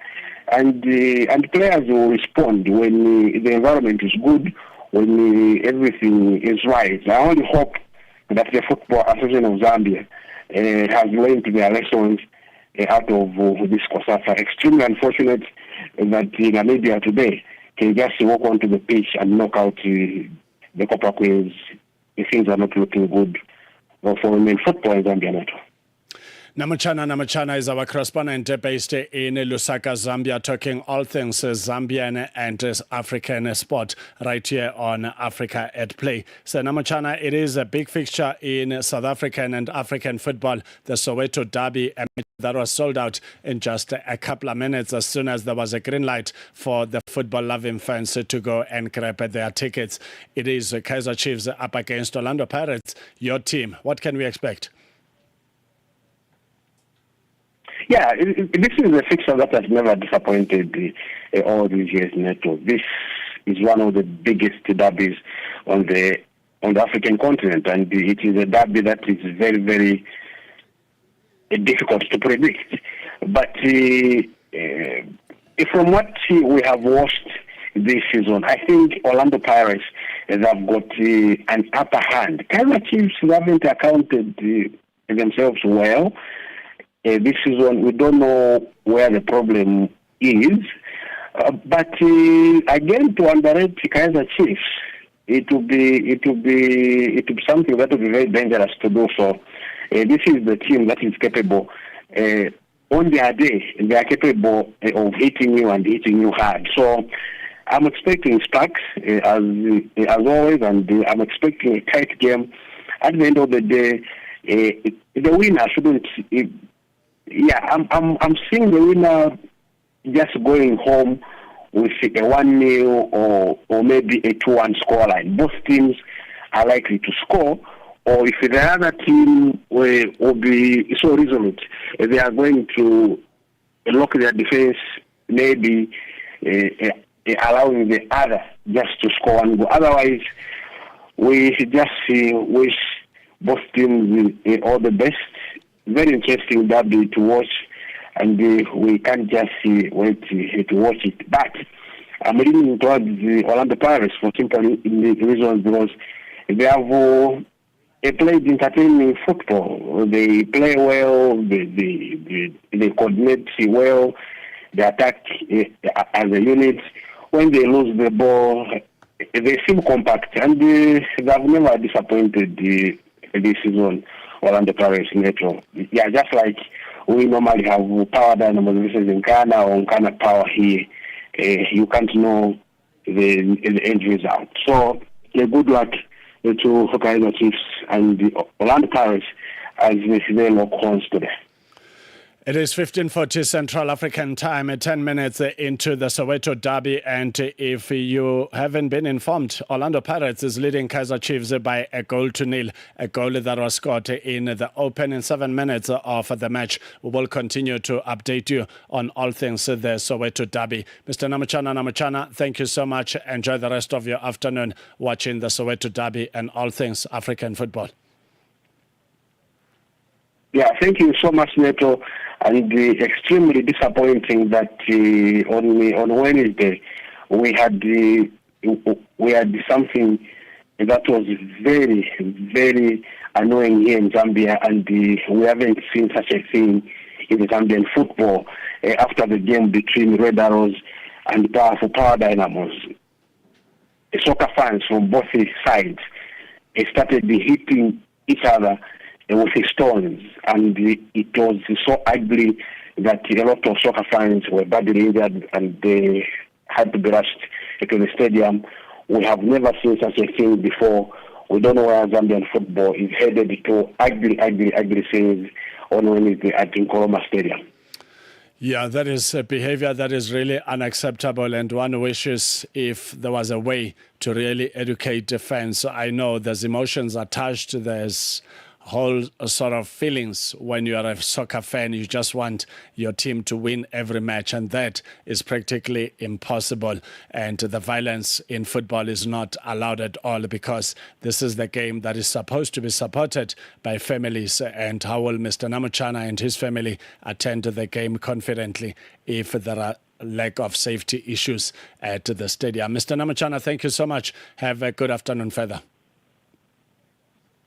Yeah, thank you so much, Neto, for having me. 15:42 Central African Time. If you have just joined us, a very warm welcome. We take a short break. When we come back, we will take a prediction from Bongani Chuma about the Soweto Derby. No interruptions, just the music you love on Channel Africa. No matter where you are, Channel Africa is always with you. Este é o Caleidoscópio de Canal África, com Remo Samo e João Yabalá. Moçambique prepara-se para a chegada do ciclone tropical Chemane, prevista para esta sexta-feira, com impacto esperado nas províncias de Sofala, Inhambane e Gaza. O fenómeno, que já causou mais de 30 mortes de destruição significativa em Madagascar, poderá atingir o litoral moçambicano, com ventos de 140 km por hora e chuvas intensas, afetando cerca de 1,1 milhão de pessoas. A aproximação do ciclone surge numa altura em que o país ainda recupera das cheias de janeiro, que provocaram dezenas de mortos e afetaram mais de 700 mil pessoas. Para fazer o ponto de situação, ouvimos Rita Almeida, diretora de Planificação e Cooperação do Instituto Nacional de Gestão e Redução de Riscos de Desastres. As famílias devem reforçar o teto das casas, as portas e as janelas. Devem evitar fazer-se tanto à rua, devem prestar atenção sobre as orientações em relação a centros de acomodação temporário, devem preparar um kit mínimo básico com fósforos, produtos alimentares, medicamentos. De segunda a sexta-feira, das 20 às 21 horas locais, este é o Caleidoscópio de Canal África. Africa at Play with Neto and Neto Chemane. 15:44 Central African Time. A warm welcome to Africa at Play. If you have just joined us earlier on, we spoke to a Kaizer Chiefs fan, Machaka Masilo, a man who's always on the forefront of different matches, also supporting different national teams, as a super fan who predicted 2 goals to 1 for Kaizer Chiefs victory. And now Orlando Pirates have already scored the opening match. Does this imply that Kaizer Chiefs will still be able to score the 2 goals? Let's find out what are the prediction from Bongani Chuma. Good afternoon, Neto and the listeners. Again, this is Bongani from Lenesia. Oh, Neto, I forgot one thing. There was a Soweto Derby. Look out for Lilepo and Silva to be the game winners for Kaizer Chiefs. I think they're going to win 2-1 against the mighty Buccaneers. Thank you, Neta. There you have it, 2-1 prediction from Bongani Chuma, saying Tlodi Lilepo will play an important role, and that should give Kaizer Chiefs an edge for a 2-1 victory. Let's take one more voice note on our topic of the day from Eric Letweleng, who is also a football commentator in Setswana for Motsweding FM. Good afternoon, Mr. Neto and the team. I think we still have a mountain to climb when it comes to this thing of racism, when it comes to African players, particularly who are playing their trade abroad. Because if you can still recall the likes of Mario Balotelli, by the time when he used to play for Manchester City as well as AC Milan, he used to showcase a lot of anger in the field of play, particularly when it comes to the celebration after scoring one of the stunning goals that he used to score. And it affects him not to play the sport wholeheartedly, so based on the remarks or the mockery that he emphasized while playing. So we remember in 2010 when the former FIFA World Cup, not FIFA World Cup, Eric, former FIFA President Sepp Blatter, when he actually spoke about the racism, when he called it the racismo. I think it was one of the key issues where he normally pinpoint before we can actually host the World Showpiece here in South Africa. So I think this young man, Vinicius Junior from Brazil, he's not alone on this thing, because it's happening, it's everywhere. That's why most of the players, you might see them, they don't no longer have an interest playing the sport abroad based on the racism issue that is happening. It's out there. I think those certain individuals that are now making African child a mockery because of the God-given talent that he showcased in the field of play. Nice show, Mr. Neto. This is Eric from Midrand. Thank you. 15:47 Central African Time. And thank you to all our listeners that have shared their thoughts with us on our topic of the day. Let's now move on to the Copper Queens assistant coach, Charles Halubono, speaking ahead of the third and fourth playoff against Zimbabwe neighbors tomorrow, March the 1st, 2026, about the ongoing COSAFA Women's Championship that is happening in South Africa. Yeah, it has been a tough situation for us because we didn't expect that result, and the goal came at the last minute of the match. So it was painful for all of us. We were very low, but we have to pick it up because that's football. That's how it is. Yeah, you win some and you lose some. That was a bitter pill to swallow. After the match, I sat with a few players. We spoke. We lifted them up. We told them we are preparing for WAFCON, so we have got a bigger challenge ahead of us. So let's remain focused and try to work on our mistakes and get better, because what is ahead of us is bigger. Yeah. Under normal circumstances, yeah, we were affected, all of us, because it was a painful loss. But we have to pick up our pieces and move on. Yeah, because in football, it's always like this. Sometimes you lose when you expect it least. You can't continue crying, So we have picked it up and we have continued preparing for. Yes, again, very good learning opportunity for us and the players. We saw how it was towards the end of the match. It requires a lot of concentration, mental strength in our players. So we'll meet more experienced players that side, whereby we are supposed to be tactically good. That involves individual tactics, positional understanding, roles and functions of a particular position. That has to be understood very clearly with our players. Yeah. Yeah, somehow, because the players we used, it was a mixture of old and young players, We had Ngosacha was starting, performing very well, yeah. So it was a good thing for us because we have to expose our players, and they must able to go through this kind of competition before we reach WAFCON. So it worked to our advantage because it is giving a platform to our upcoming players to challenge such highly experienced players. Yes, a very important match for us, but we must be mindful of the load of players. Load management is key. We are going for a major tournament. Again, we cannot burn out all our key players. So it's important to all players who are here, okay, to play to their expected highest level, because it's an opportunity for them to get a place in the main team.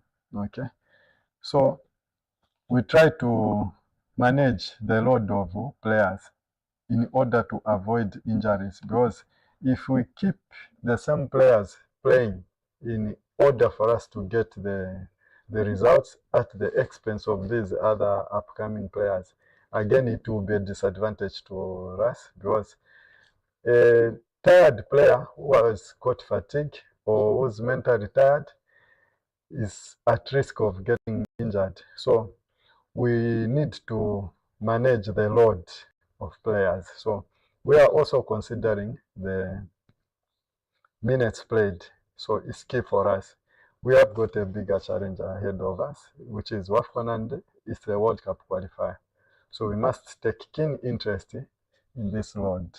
Yeah. Yeah, I think they will have the same approach like they did in the group stage. Yeah, they high pressed us. Yeah, we have a solution for that. Yeah, I think this time we just have to work on our finishing, yes, because the chances, we had chances, but we couldn't finish. We have to be clinical. Yeah, God willing, we finish our chances. Yeah. You know, when you are preparing for major tournaments, sometimes friendlies will give you a different picture. We will have a situation whereby you win all the games in your friendlies. By the time you are reaching the tournament, you have overconfident players because they have never suffered a defeat, and they will think even there at the WAFCON it will be the same. So they will start in a relaxed manner, thinking it will be a pushover, you know. So sometimes if you have this kind of defeats, they are so painful, but if you have them, that pain which goes with you as you go to the tournament, it makes you wake up and work extra hard. As we go there, we will be mindful of our play and the losing of games. It's so painful, very painful. Even us, we are hurt the way our soccer fans are hurt. We are not willing to go and start losing that side, you know. Everyone is going to push. Yeah. Thank you, coach, and all the best in tomorrow's day and for the playoff against Zimbabwe. Thank you so much. That was the Copper Queens assistant coach Charles Halubono speaking ahead of the third and fourth playoff match against Zimbabwe tomorrow, the 1st of March 2026. We take a short break. When we come back, we'll also get to hear from the Copper Queens striker Regina Chanda on the Zimbabwe match that's coming up tomorrow. Você é fluente em português? É apaixonado por rádio e quer trabalhar na África do Sul? Você tem documentos que o qualificam para trabalhar na África do Sul? Nesse caso, podemos ter uma oportunidade para você trabalhar no Canal África. Envie seu currículo e demonstração para Canal África at newsroom@channelafrica.co.za. Lembre-se, se você não receber alguma resposta nossa em 14 dias, isso significa que você não foi selecionado. Canal África, a perspectiva africana. Africa at Play with Neto and Neto Chemane. Yesterday's game, it was a very tough game because we played Namibia in the AFCON qualifiers and we beat them home and away. So they came prepared and it was very tough for us. But I think we lost a lot of chances yesterday, and that's the reason why we had to lose focus in the last minutes. No, we did not underrate them because they knew that they are coming to play with Copper Queens, and the reason why they had to be so tough, it's because we beat them twice in the AFCON qualifiers. That's the reason why it was a very tough game yesterday. I think our game of plan yesterday, it actually worked in the first half, and in the second half, I think they noticed our tactically move. That's the reason why it was very tough in the second half. Right. Tomorrow, Zambia will be playing Zimbabwe again after having met them in the group stage, second match. You guys played to a barren draw. Do you think the Copper Queens this time around beat Zimbabwe? In tomorrow's game, it's a very tough game again because we're meeting them again in the third and fourth. So we need to look for another tactical move because unfortunately maybe they watched us and I think they know what we are capable of doing, and I think it's a must win in tomorrow's game. The fans are not happy back home. They expected you to cruise past Namibia. What message do you have for the fans? First and foremost, I would like to say thank you for the support back home from the fans, and COSAFA has been very tough, competitive because most of the teams are growing and it's becoming competitive. So from the fans, I would ask for support and love towards our team. Yesterday's loss won't disturb our momentum, and we'll keep on pushing and we'll have unity and love towards ourselves. Thank you.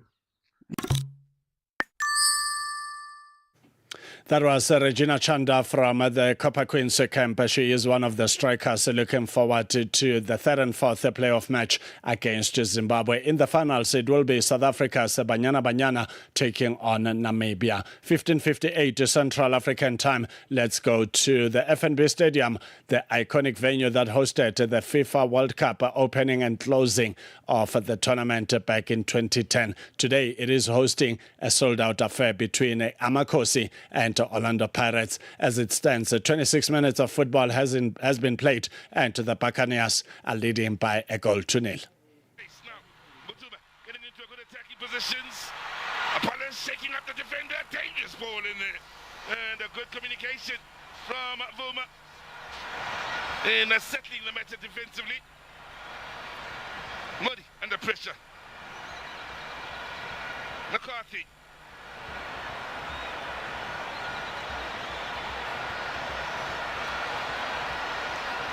Chiefs having to work to try and move it into the attacking areas. They haven't quite found their fluidity. They haven't been at their best in that regard just yet, especially on the front foot. No worries for Shane. Beyond the midway point of the first half.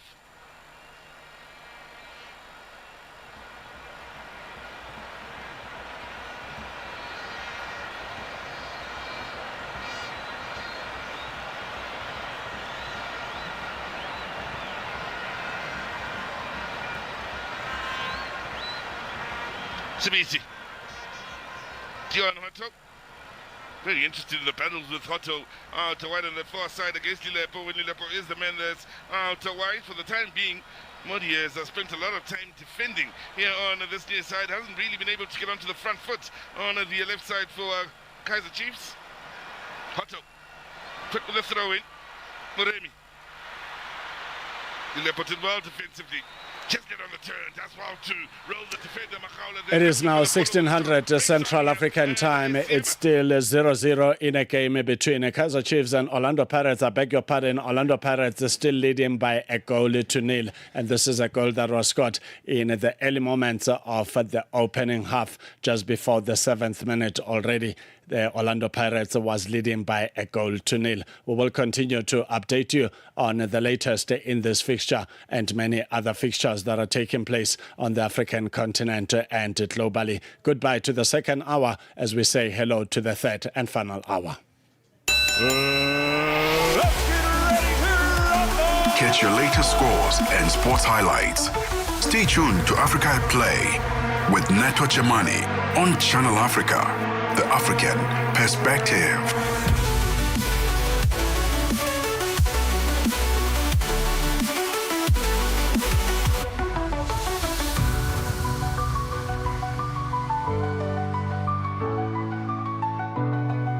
(16:01 Central African time). A very warm welcome if you have just joined us. Let's now go to the dance floor with a song titled Laho by Shali Popo.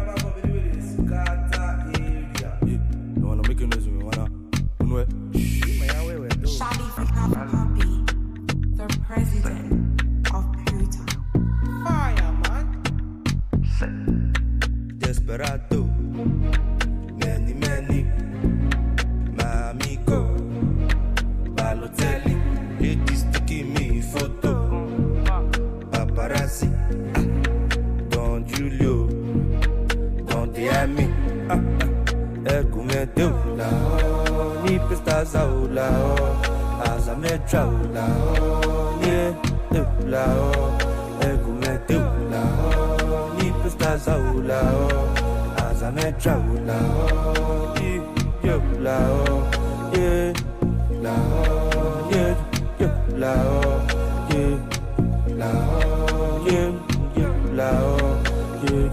It's not the way I see me, because of the way I talk it to me, yeah. Think you see me the streets of Opa, you see me the streets of Sapler, you see me you go, you see me tell Joshua, you can talk to me like this. Yeah, I'll be your wow. You know. So, Minister of Enjoyment, it's a continental, monumental. Go live forever. Top another bank out. At the mat, they must be meta.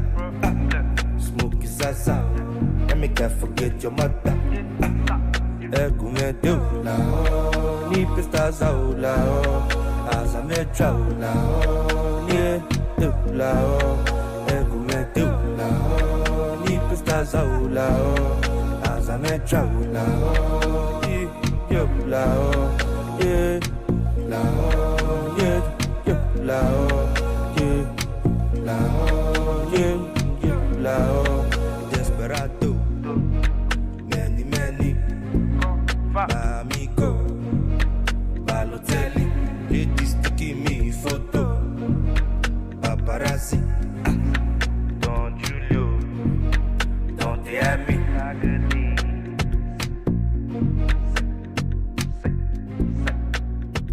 No interruptions, just the music you love. On Channel Africa, Africa's very own think tank. This is Channel Africa Online. www.channelafrica.co.za.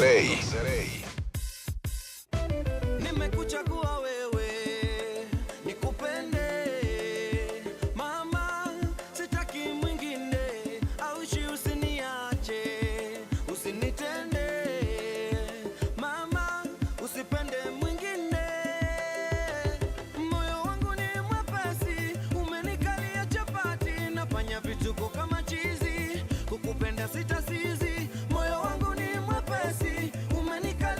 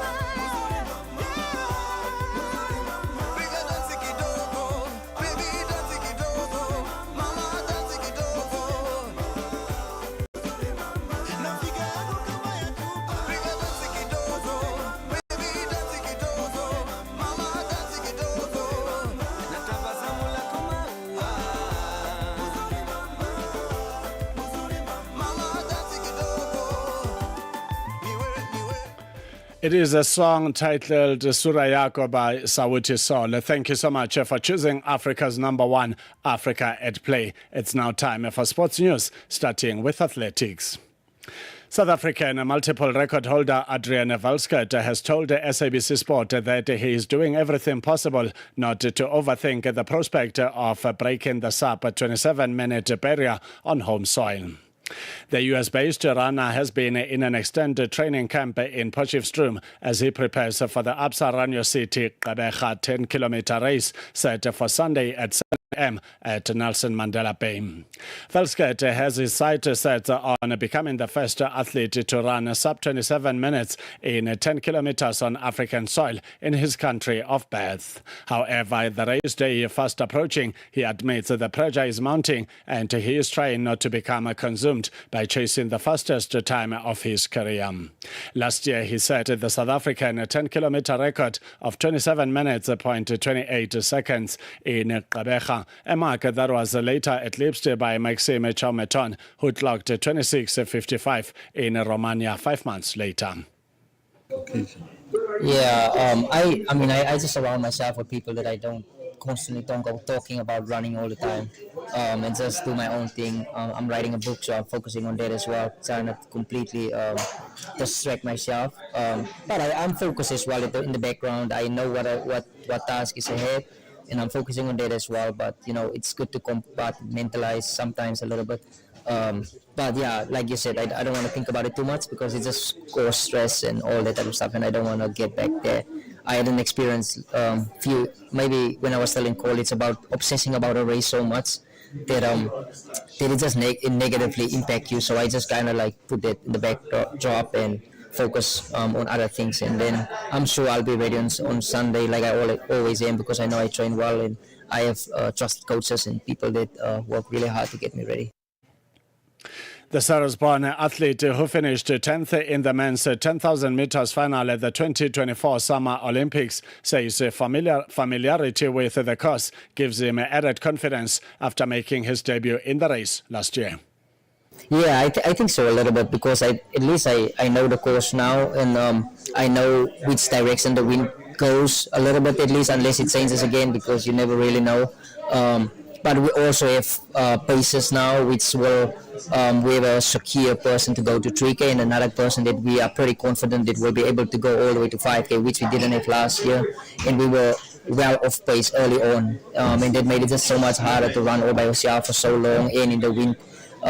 So in that department, I think we are already better, and hopefully my fitness is good enough, and yeah, it does help to know the course a little bit, know exactly where to push, where to slow down, what to prepare for, and when to. And I kind of know also where it's gonna get really hard, regardless of pace.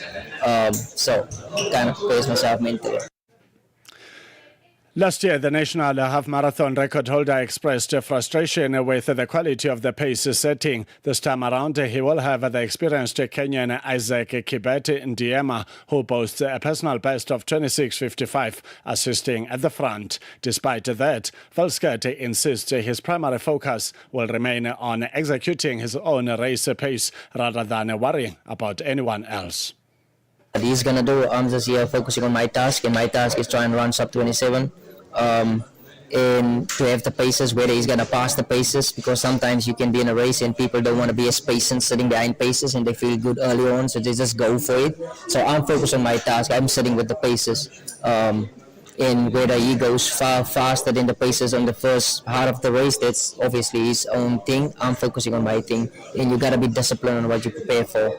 If you step outside that early on, it's gonna hunt you towards the end of the race.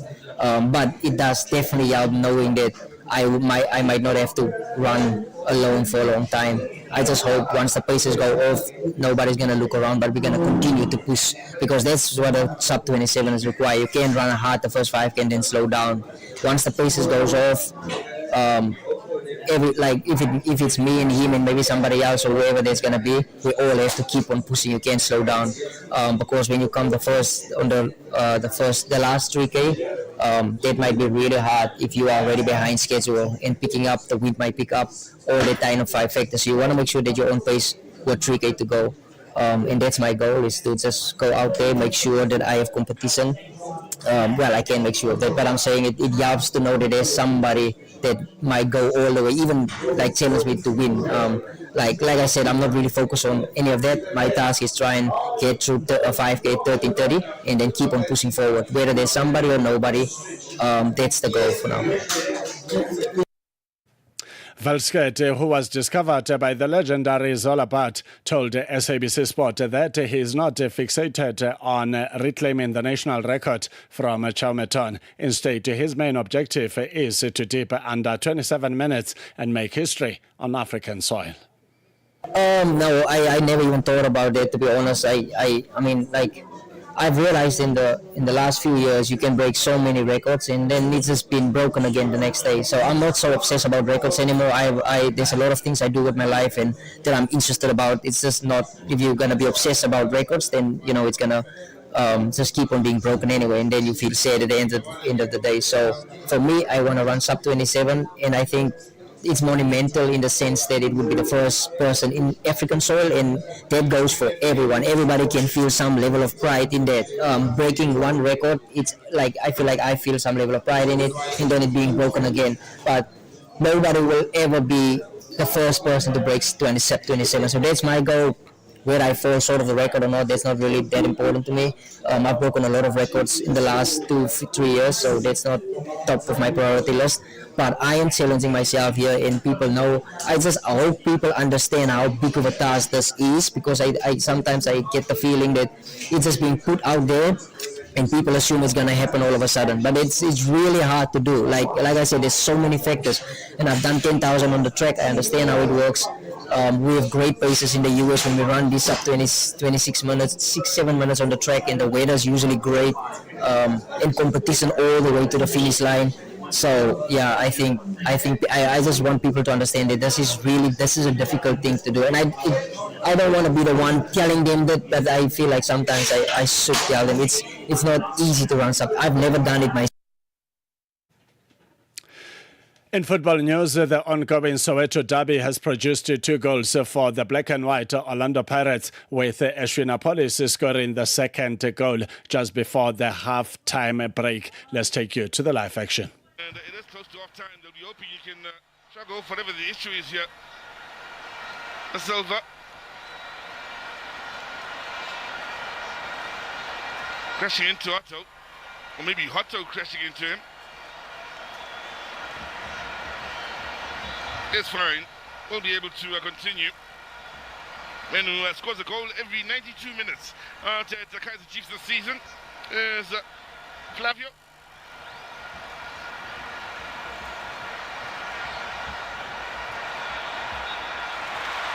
That ball not giving the Pigmen and Kaiser Chiefs any chance of getting on to the end of it. Mentioned they'd only scored 2 set-piece goals. That may be a slight disappointment for Chiefs when you consider McCarthy stands at 186, Miguel at 185, Winigat at 180, you got the Silva at 184, you got Dilepo at 185. The feeling is they should be scoring more in dead ball situations, and they should be a threat, an aerial threat to sides in the Betway Premiership.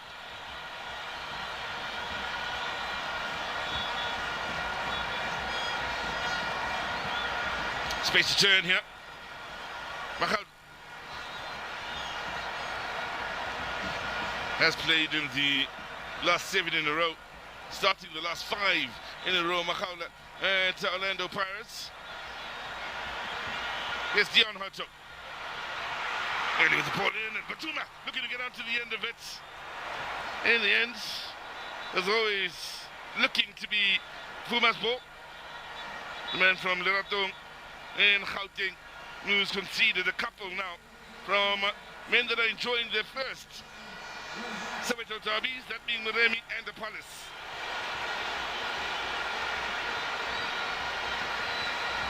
Here's the man that got it all started, Moremi. Man that created the last. Mufugate. Still in football news, the FIFA World Cup 2026 is set to take center stage from the 11th of June to the 19th of July 2026. The tournament will be broadcast live on SABC3, SABC Plus and SABC radio stations, bringing all viewers a comprehensive coverage of the world's biggest football spectacle. Fans can look forward to every decisive moment as the world's top teams compete for global supremacy. Brought to you by SABC Sport, the official broadcaster of the FIFA World Cup 2026. In the meantime, striker Samir Nurkovic has launched a disciplinary proceedings against SAFA and the PSL, demanding $942,850 in unpaid wages following Royal AM's expulsion. The Serbian forward, now with Siwelele FC, argues the two bodies failed to enforce multiple binding FIFA and CAS ruling ordering Royal AM to settle the debt. His legal team says the inaction undermines FIFA's authority and breaches governance obligations, while the PSL's refusal to apply its deduction mechanism has been branded inconsistent. With Royal AM defunct, Nurkovic is now seeking to recover the money directly from South Africa's football authorities.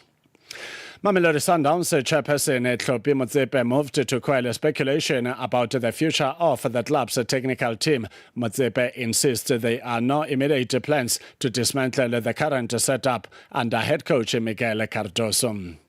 Despite growing calls from the sections of the supporters base for the Portuguese mentor's exit, largely due to concerns over an unattractive style of play, Motsepe stressed that stability remains paramount, especially with Sundowns' family in control of the ongoing race of the Betway Premiership. Speaking on Friday after announcing a new partnership with global soccer schools, Motsepe outlined the reasoning behind the stance. What I said was, we want to help improve the football. We said that we have a goal of achieving the Champions League and being successful in those competitions. I don't think we said if things dipped that we would fire the coach. So I just wanted to clarify that. But with that being said, the performance of the team this season, you have to look at it, I suppose, in context. If you look at it from an entire perspective, where are we in terms of our position in the league right now? Where were we in that position last year? We were first, we're still first. We've qualified for the quarterfinals of the Champions League, so that dream is still very much alive and we're very excited to be competing in that competition. Again, if you look at from a global context, other clubs in this situation, if you put this club in a different league and you said, you're battling for a title, you're in the quarterfinals of the Champions League, I'm not sure if that would warrant, immediate or effective or drastic action. Motsepe did acknowledge disappointment in missing out on the MTN 8, Kali Knockout and the Nedbank Cup this season.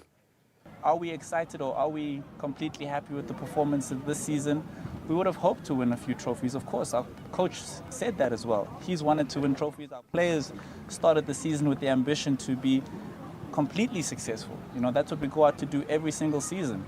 So it has been a bit disappointing in terms of the ups and downs in some moments, but what has made me incredibly proud is to see the resilience that the team has shown under that kind of pressure, under the kind of criticism that we have faced. And I think that's what's going to stand us in good stead. If you look back, it's 10 years since we won the Champions League, but when we did win the Champions League 10 years ago, it was a very difficult time for the club. That season was also one where we had our backs against the wall in certain moments. And at times as well in the Champions League, it even felt like hope had been lost.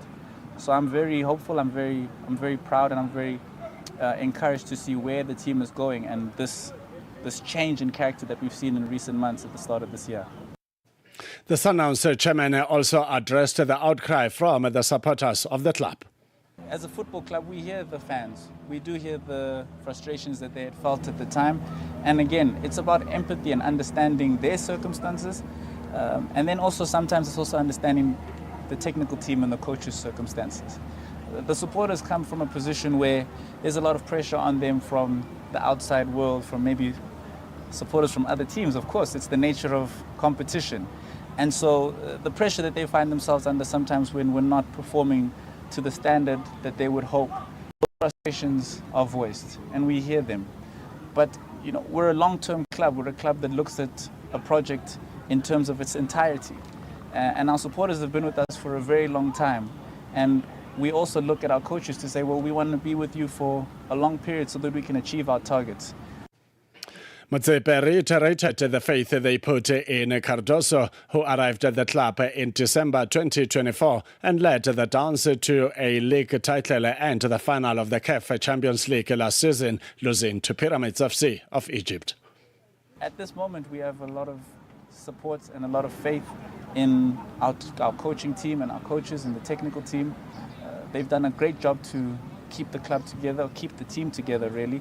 And also focus on the task at hand and take us to where we are right now. So if there is a message I would say to the Sundowns supporters, it would be to say to those supporters that we saw at Loftus when we played against MC Algiers, thank you so much for the faith and the support that they show in the team. That match was a do or die match, and it would have been easy for people to, not even come to the stadium or write us off. But they showed their support in terms of their numbers at the stadium, in terms of how they sang, how they stood by us, and they carried us from that game to the Crunch title competition on that Wednesday in FNB Stadium. And so long as we continue to stay together and support one another through the tough times, I think Mamelodi Sundowns will continue to make them very happy in the future. Banyana Banyana coach Desiree Ellis has praised the bravery and unity shown by her youthful squad after they advanced to the 2025 COSAFA Women's Championship final. South Africa overcame Zimbabwe in a tense penalty shootout following a 1-1 draw in regulation time at the new Peter Mokaba Stadium on Friday. Ellis believes her players fought for one another throughout the match, with every individual fully understanding and executing their role to secure the victory. After the Lesotho game, we obviously said we're looking for improvement, and I thought today was really a big step up from that match. I thought we knew it was going to be physical. We knew they were going to come at us, but I think after conceding that goal so early, I think after that we settled down a bit, and I think when Casey gave that assist, I think her confidence also rose. But I must say, the whole team really stood up. They fought for each other today. We needed that type of performance where if one person wasn't in position, someone else made the run. If one person missed the tackle, someone else was there to make that tackle. The 62-year-old tactician also expressed pride in the composure shown during the penalty shootout, particularly by the young players. They changed a couple of players in the defense. Made a few tactical changes in the team as well, and I thought that really helped us. But when it came to the penalties, it was a surprise for me, but also not a surprise. But most of the more junior players raised their hands to want to take the penalty, and we only trained for one day, but they were so confident, and the way they took their penalties, I think we can be really proud of them. The country can be really proud of them, because this is not just about preparing for WAFCON, but it's also about looking long-term. And if you look at the players that were on the pitch, there definitely is a lot of potential and a bright future for South African women's football. Ellis further credited her technical team for ensuring the squad was well prepared, singling out the analysis for their detailed opposition research. The information we got from the analysts were really good. And through that, we could make the changes and give the information to the players. So it wasn't just about the players today, but it was about the technical team, because I thought that really helped us today. It shows the conditioning coach putting in some really good work, because the game was tough today, and for us to be able to go head to head and gave as much as they gave was really good in the way we managed that. But also the information coming from the bench and from the analysts was very, very important, because we could change things during the game. We could make the tactical substitutes that we needed, and I think when we made some of those substitutes, it surely changed the game. Looking ahead to the final, Ellis is excited about the opportunity for both junior and senior players to experience a showpiece occasion when South Africa take on Namibia on Sunday. I think everybody's still celebrating and everybody's still happy for the group of players. I think many of them have never played in a final. A lot of them have never played in the final. And there's more senior players that's played in Banyana that hasn't played in a final. So for them to make the final, it's a big thing. You know, it's huge for them, and I think it will help them a lot with their confidence. I think we learned a lesson against Lesotho where we didn't take our chances. And I think, you know, when watching the game, Zambia had a couple of chances, but Namibia put up a very good performance, a very good defensive performance. And when that opportunity came, they grabbed it. So another opponent who will challenge us. But I think, you know, after this improved performance, I think we can only get better and better. Elsewhere, Chelsea manager Liam Rosenia says he can bring stability to Stamford Bridge if given time to make his mark. The 41-year-old, appointed in January from Strasbourg, is the club's fifth permanent boss under current owners Blue Co, and the ninth in 6 years. Rosenia inherits a squad transformed since Chelsea's 2021 Champions League triumph, with only Reece James remaining from that side. He follows Thomas Tuchel, Graham Potter, Mauricio Pochettino and Enzo Maresca in a turbulent managerial cycle and takes his team to the Premier League leaders Arsenal tomorrow. In boxing news, Alexander Usyk will defend his WBC heavyweight crown against former kickboxing champion Rico Verhoeven in a spectacular bout at the Pyramids of Giza on the 23rd of May. Dubbed Glory in Giza, the fight marks Verhoeven's first professional boxing contest since 2014. Usyk, unbeaten in 24 bouts and holder of the WBA, WBC and IBF belts, last fought in July when he stopped Daniel Dubois at Wembley. The Ukrainian champion praised Verhoeven's achievements, but warned that boxing is a different game with its own kings. And finally, in golf news, Australia's Minjee Lee and Hannah Green shared a one-shot lead at 11 under after third round of the HSBC Women's World Championship in Singapore.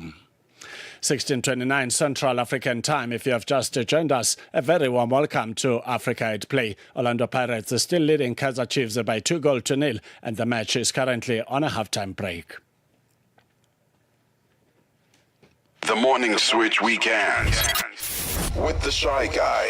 I Show Speed, often called Speed, who is a popular American YouTuber and live streamer known for his high-energy personality, loud reactions, and unpredictable humor. He visited Ethiopia, and he was shocked what he found out, actually, when he got to Ethiopia. He got to find out that, they don't use the Gregorian calendar. That is, we are in 2026 right now. And he got to find out they are in 2018. 2018? 2018. Now you trolling me. It's 2026. No. It ain't 2026. Wait, hold on. Wait, we in the past? Yeah. Ronaldo is still in Real Madrid. Yes. Everything is in the past here. Oh man, how shocked the Speed was. He went back in time. Saturday and Sunday mornings belong to the Morning Switch. 3 to 6 a.m. Central African Time. You like what we do on Channel Africa? Then follow us on our socials. Channel Africa 1 on all social pages. And get the African perspective. Live every Saturday and Sunday from 2 to 5 p.m. Central African Time.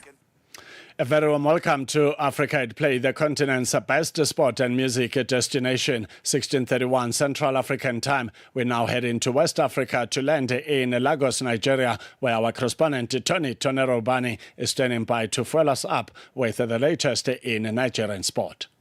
As a 19-point demand cable before the Nigeria Football Federation by Super Eagles head coach Eric Tell continue to generate debate. Former Nigerian internationals have added their voices on the way forward. Two former players, Garba Lawal and Edema Abdul, called Tell's bluff. Raimuti Adegoju opined that the Nigeria Football Federation should still discuss with the Malian-born coach. Lawal said that the Super Eagles job has become a stepping stone for most coaches who use it to boost their profiles and turn around to make ridiculous demands on the Nigeria Football Federation. Nigeria has become a stepping stone for many coaches. They come to Nigeria and use the Super Eagles to add to their profile. I think Team Tell has a contract with the NFL, and if he wants to leave, it is better they let him go. If he makes up his mind to leave, it's better they let him go because his mind is not in Nigeria anymore. If he stayed, I believe he will not do his best anymore. Garba Lawal say. Yeah, I mean, because they were free, fine, a coach, they have to decide what you want. I believe he has control of the developer. I think he has control of the director. I don't know how they want to do it. For me, he already make his mind that he want to leave. So if I let him go, he beat him want to go because I'm not with anyone from any level. I read on open media. I don't out them. You shouldn't tell media. I'm so 50-50 because I'm not had time to comparison. If he make it my delete, it's better for them to let him go because it might to call in Nigeria anymore. So if you say, I believe me don't give a result because he already made the mark. So when you go saying, I want you, I want that, I want this, I want that, why you not make those demands before? No. Because they are already tell me about the man you want to. For them at Ludo, failed to not be celebrated because they won an AFCON bronze that Nigerian coaches had won before. If they won the AFCON or qualified out for the World Cup, then he could be talking about earning $200,000 a month. He said, and then it is not for the public to debate the proposal Tel has made. It is the NSF and the NST that will take a decision on it. He concluded thus. I think the debate for contract extension is not worth the while. They should rather invest in our coaches and let us make progress. Edema Pludu, hey. On original goals letter. That did do. We didn't hear the outcome for us. Maybe one outcome for us. Maybe the guys for tournament and then they like to make.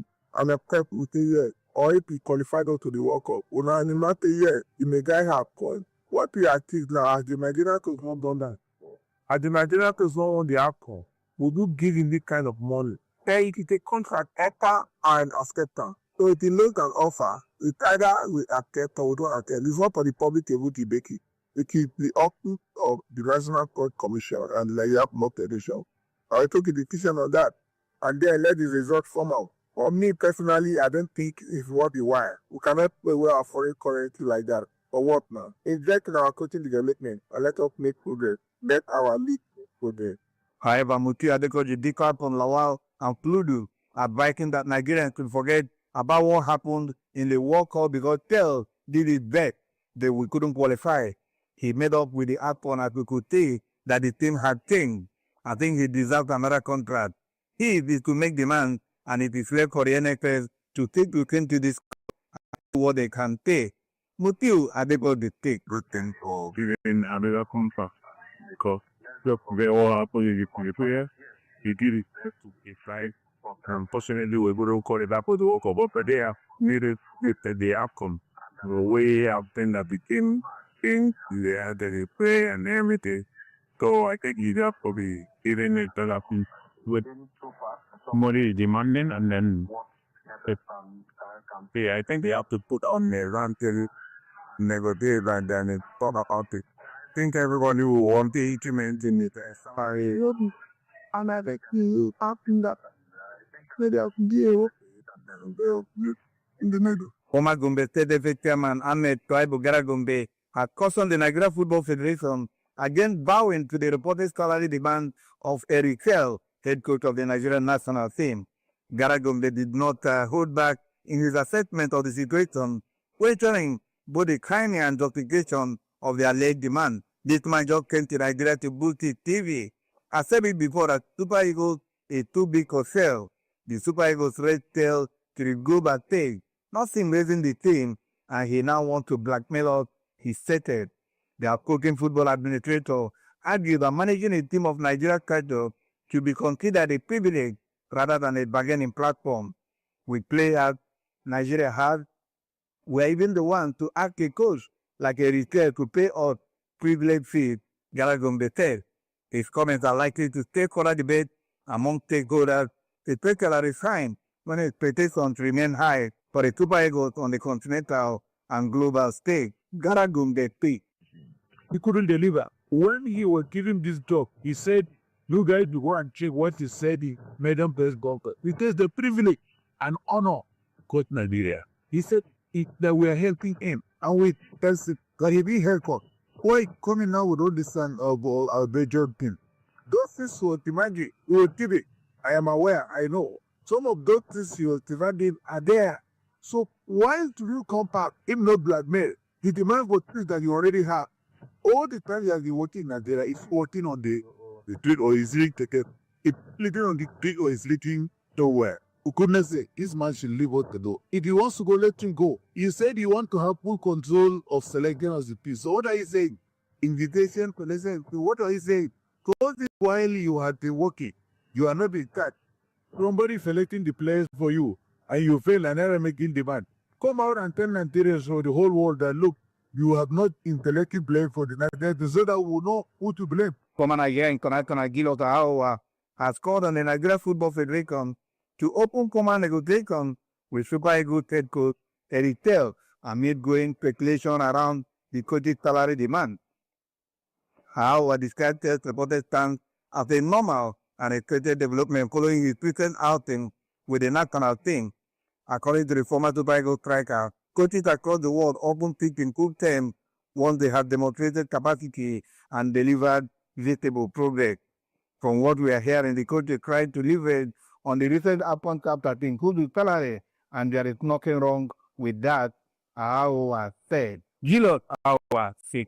So I think the Lakers club are giving him that break to up his game, sense of what he can turn. He has seen that she did well, the team did well.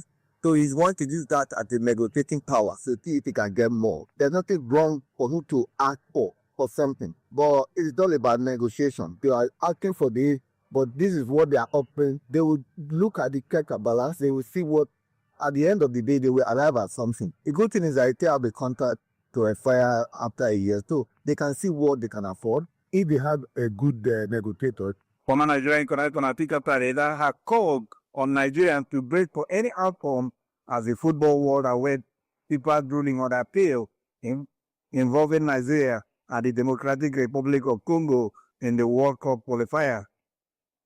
Speaking on the lingering uncertainty surrounding the case, it does claim that the country must be prepared to accept whatever the system FIFA delivers, whether favorable or otherwise. He described the situation as unfortunate, noting that Nigerians did never have played in a position where qualification hopes depend on administrative ruling rather than performance on the pitch.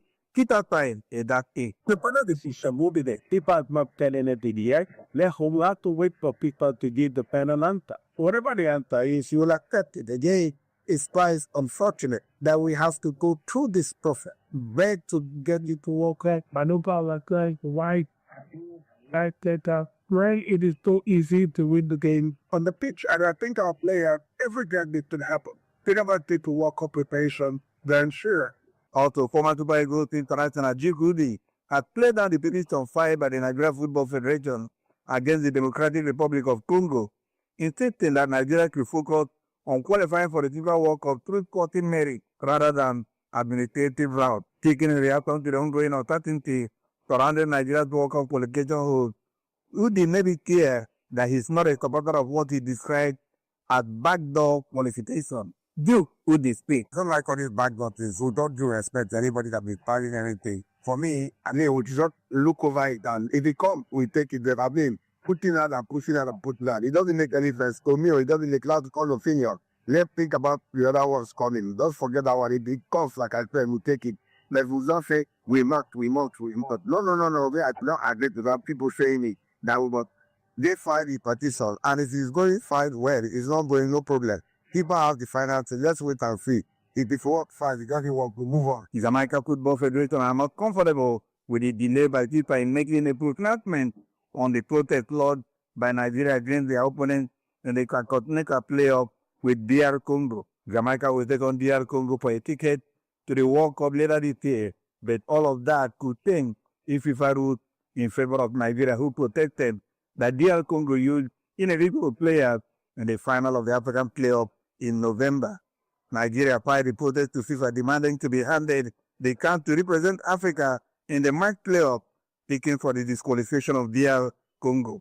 FIFA is yet to decide on the protest with around 3 weeks to the game, and copies at the JSS said they are not comfortable with the lack of clarity few weeks to a very important game.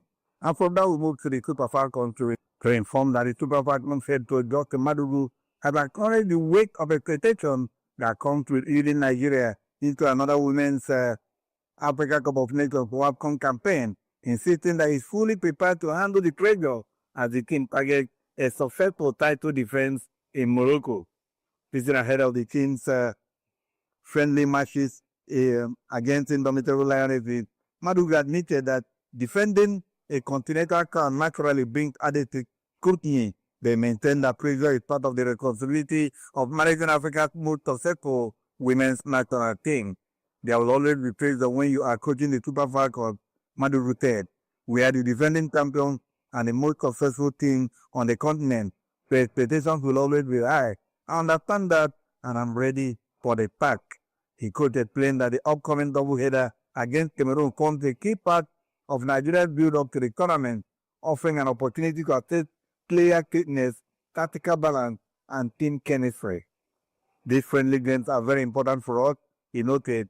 They allow us to test different combinations, evaluate our readiness, and fine-tune areas we need to improve before the competition begins. Madugu to stress that while Nigeria's history at the WAFCON commands respect, past achievement alone will not guarantee success. We cannot rely on reputation, he warned. Other teams have improved significantly, and they will all want to beat Nigeria. We must take focus, disciplined, and hungry. The Super Falcons could praise the attitude within the camp, describing the players as highly motivated and committed to the goal of retaining the title. The players know what is at stake. They are working hard, showing professionalism and taking every session seriously. That gives me confidence. As Nigeria prepares to face Cameroon, Madugu emphasized that the friendlies are not just about results, they are about long-term readiness. Winning is important. The preparation is even more important at this stage. We want to arrive at the WAFCON fully prepared, mentally and physically. Madugu concluded by assuring Nigerians that the team will do everything in pursuit of another continental triumph. Chairman of the National Sports Commission, Tehu Diko, has confirmed that President Bola Tinubu has approved the constitution of the board of the Nigeria Anti-Doping Agency, NADA, marking a major step in the country's fight against doping in sports. Diko made this known while speaking on recent developments within the sports sector, explaining that the approval follows the signing of the National Anti-Doping Bill into law last year after nearly 2 decades of delay. According to him, the move was necessary to align Nigeria with global anti-doping standards and to safeguard the country from international sanctions. The president has approved the constitution of the Nigeria Anti-Doping Agency Board. Diko said, "This is a very important step for Nigeria sports and one we have been working towards for a long time." He explained that the absence of a fully functional anti-doping culture in the past had exposed Nigeria to the risk of being flagged by the World Anti-Doping Agency, WADA, which could have serious consequences for our athletes and the nation's participation in international competition. WADA has clear conditions that every country must meet. Without a publicly constituted agency on board, Nigeria stood the risk of sanctions, including suspension from international events. Tehu Diko said, Speaker of the Nigeria Anti-Doping Agency, this is the most follow because whether or not the president has signed the bill to that care as our power years the air group they are taking they are training and now they have approved that the board will be taking years of the years. This word of us so still are you in there and the clear and and before we go, let's also, look at the Tigrex preparation and to inform that the Tigrex head coach Rena Wakama has unveiled a 17-player provisional roster ahead of Nigeria's participation in the FIBA Women's World Cup 2026 qualifying tournament scheduled to take place in Lyon, France from March 11 to March 17. Nigeria will face France, Germany, the Philippines, Colombia, and South Korea in what promises to be a highly competitive qualifying series.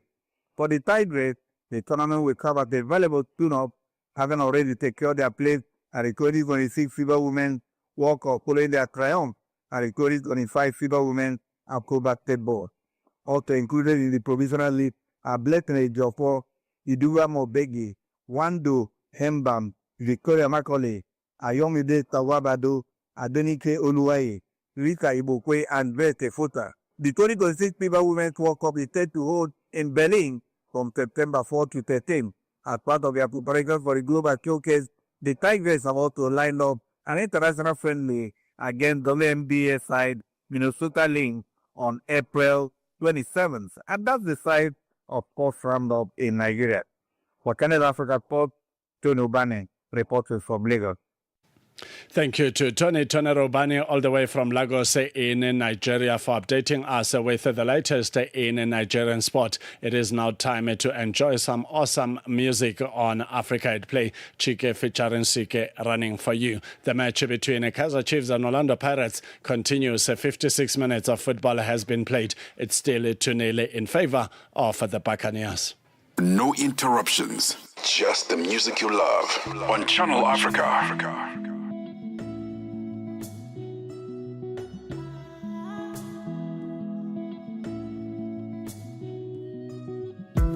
Anybody way won't fight you, may they come, they already know.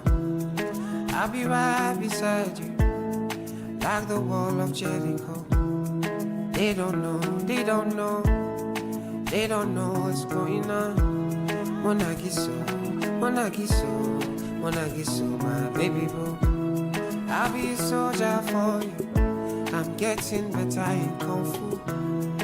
You should know I got you, and you don't need to guide me too. I'll be right beside you in anything that you do.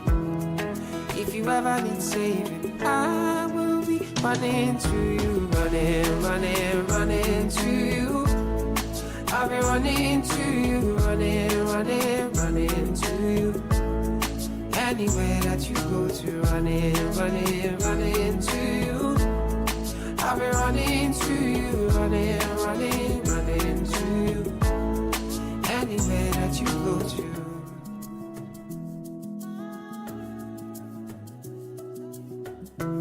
When I'm looking for trouble, it's cause I know that I got you. Wanting my best, everybody, and it's because of your kung fu. And anytime that I'm out of control, you hold me down. You never let go. Munagiso, my baby boo. See all the battles you'll be fighting, and I'll be right there with you. I may be small, but I'm mighty, and I go run for you. And anybody waits, I be here. No be you pull it, I be around. And if I ever need saving, I'll be running to you. Running to you. I'll be running to you, running to you. Anywhere that you go to, running to you. I'll be running to you, running to you. Anywhere that you go to, you don't need to worry, anything you want. Sundown to sundown, love you no go round down. Hey, anytime you come to me, baby, I go answer. Any other brother, baby, you make them run down. And if you want me coming to you, I go come to you. All you wanna see me, baby, don't choose me. Tell me what you want, baby, say I'm not in my mind. Are you, baby? Are you, baby?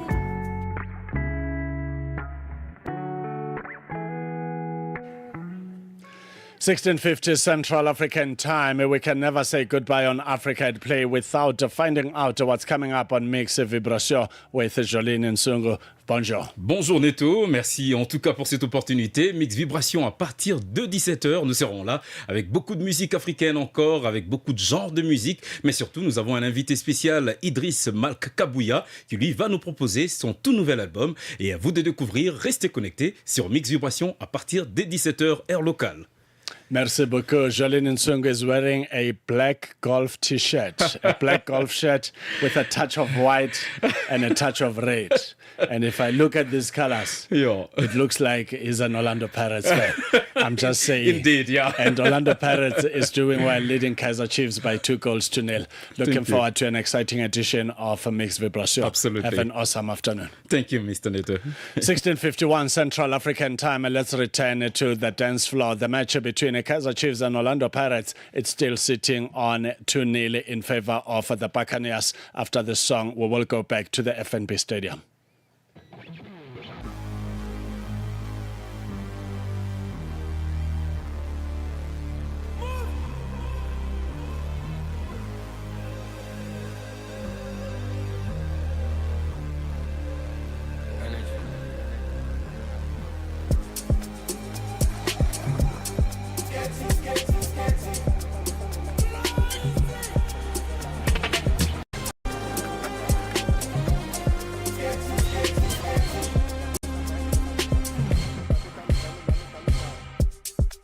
Been on the road for a while, brother, you know why.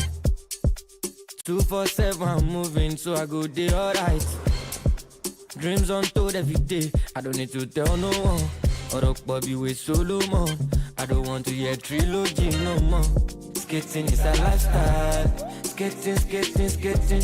Skating is a part of me, part of me. Skating is a lifestyle, skating, skating, skating. Skating is a part of me. Them know it's a part of me, it's a part of energy. Too much steez, mama shako. Before them wake, go to jalo. Still to speed, want to follow. Back a look, baby, shin low. Still on still, I just stack up. Kunita phone, I want power. Tell me sound, nibo sibo. On a flipping level, more sexy. You know bad man too, jiggy jiggy. You live for 2 pack, my lottery see. Can't do life for my enemies. Any day you see the boy, it's a good vibe. Every money getting money, then we flipping. Shut down on the city, good time with the city. Skating is a lifestyle. Skating, skating, skating. Skating is a part of me. Skating is a lifestyle. Skating, skating, skating. Skating is a part of me. Skating is a lifestyle. Skating, skating, skating. Skating is a part of me. Skating is a lifestyle. Skating, skating, skating. Skating is a part of me. Chasing my dreams. If I can't balance, shall I? You got to take it easy, my G. If I give you space, it is not my fault. I say nobody perfect. Sometimes I want in my zone. I want zone out, waiting at the reason I can't tell. It is a song titled Skating by Asake, 1654 Central African Time. A very warm welcome to Africa at Play. If you have just joined us, 63 minutes of football has been played to just over a 1 hour mark between the two giants of Soweto, Amakosi up against the Buccaneers. It is happiness on a one-way side with the Buccaneers continuing to enjoy the game, but Kaizer Chiefs still hoping to find their first goal in this match. Let's go to the FNP Stadium. Running into trouble when Nemtache was concerned. Apollos and space and time with the sweet turn. Now turns on the burners here. 3 options going forward against 2. In fact, it was turning into a 4-on-2 situation for Orlando Pirates on that occasion. Outnumbered. It's just lit, but he's not giving up on the fight now. De Silva gets beyond 1. Can't make it 2 with Sibelebed. Arrived in the nick of time to the frustration of the Chiefs fans. Some of them felt there maybe should have been a decision in their favor on that occasion.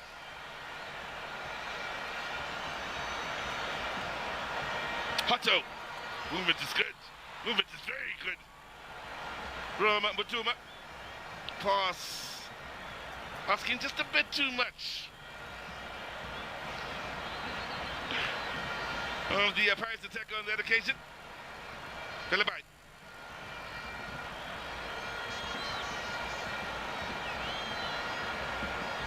Taylor.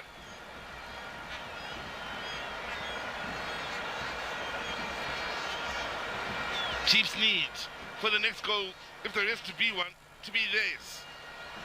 Mabui. In Pirates, good in the middle of the park.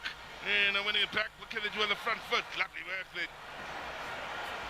And trucking back to take it away from Mufike. 65 minutes have gone by here. It's still the goals from Moremi and Apollos that make a huge difference in the scoreline here. Although Chiefs are putting up a better fight, much better fight here in the second half. これもウカンを決まっていればカイザーチーフス。マセイトゥメレレ。16:56 Central African Time. Commentary courtesy of SABC Sport. Sizwe Mabena and Watile Jacobs, well known as OJ. It is now 65 minutes of football that has been played, and Orlando Pirates still lead by 2-0. We've got to say our goodbye, but worry not, we will be back tomorrow, same place, same time, 2 p.m. to 5 p.m. Central African Time. Thank you to our sound engineer, that is Francis FM Masina, not forgetting my producer, that is Andisiwe Fagimalu Zobona Mali, and our social media guru is Talent. What a Talent Butelezi, together with Sebenzile Msindo, who is our audiovisual streaming specialist. My name is Neto, Neto Chemane. Osiati konyangazi mumkhatsha phandle kunjani moyani vokovuko tendele Africa at Play asideleli siyashaya. Oh yeah, oh yeah, oh yeah.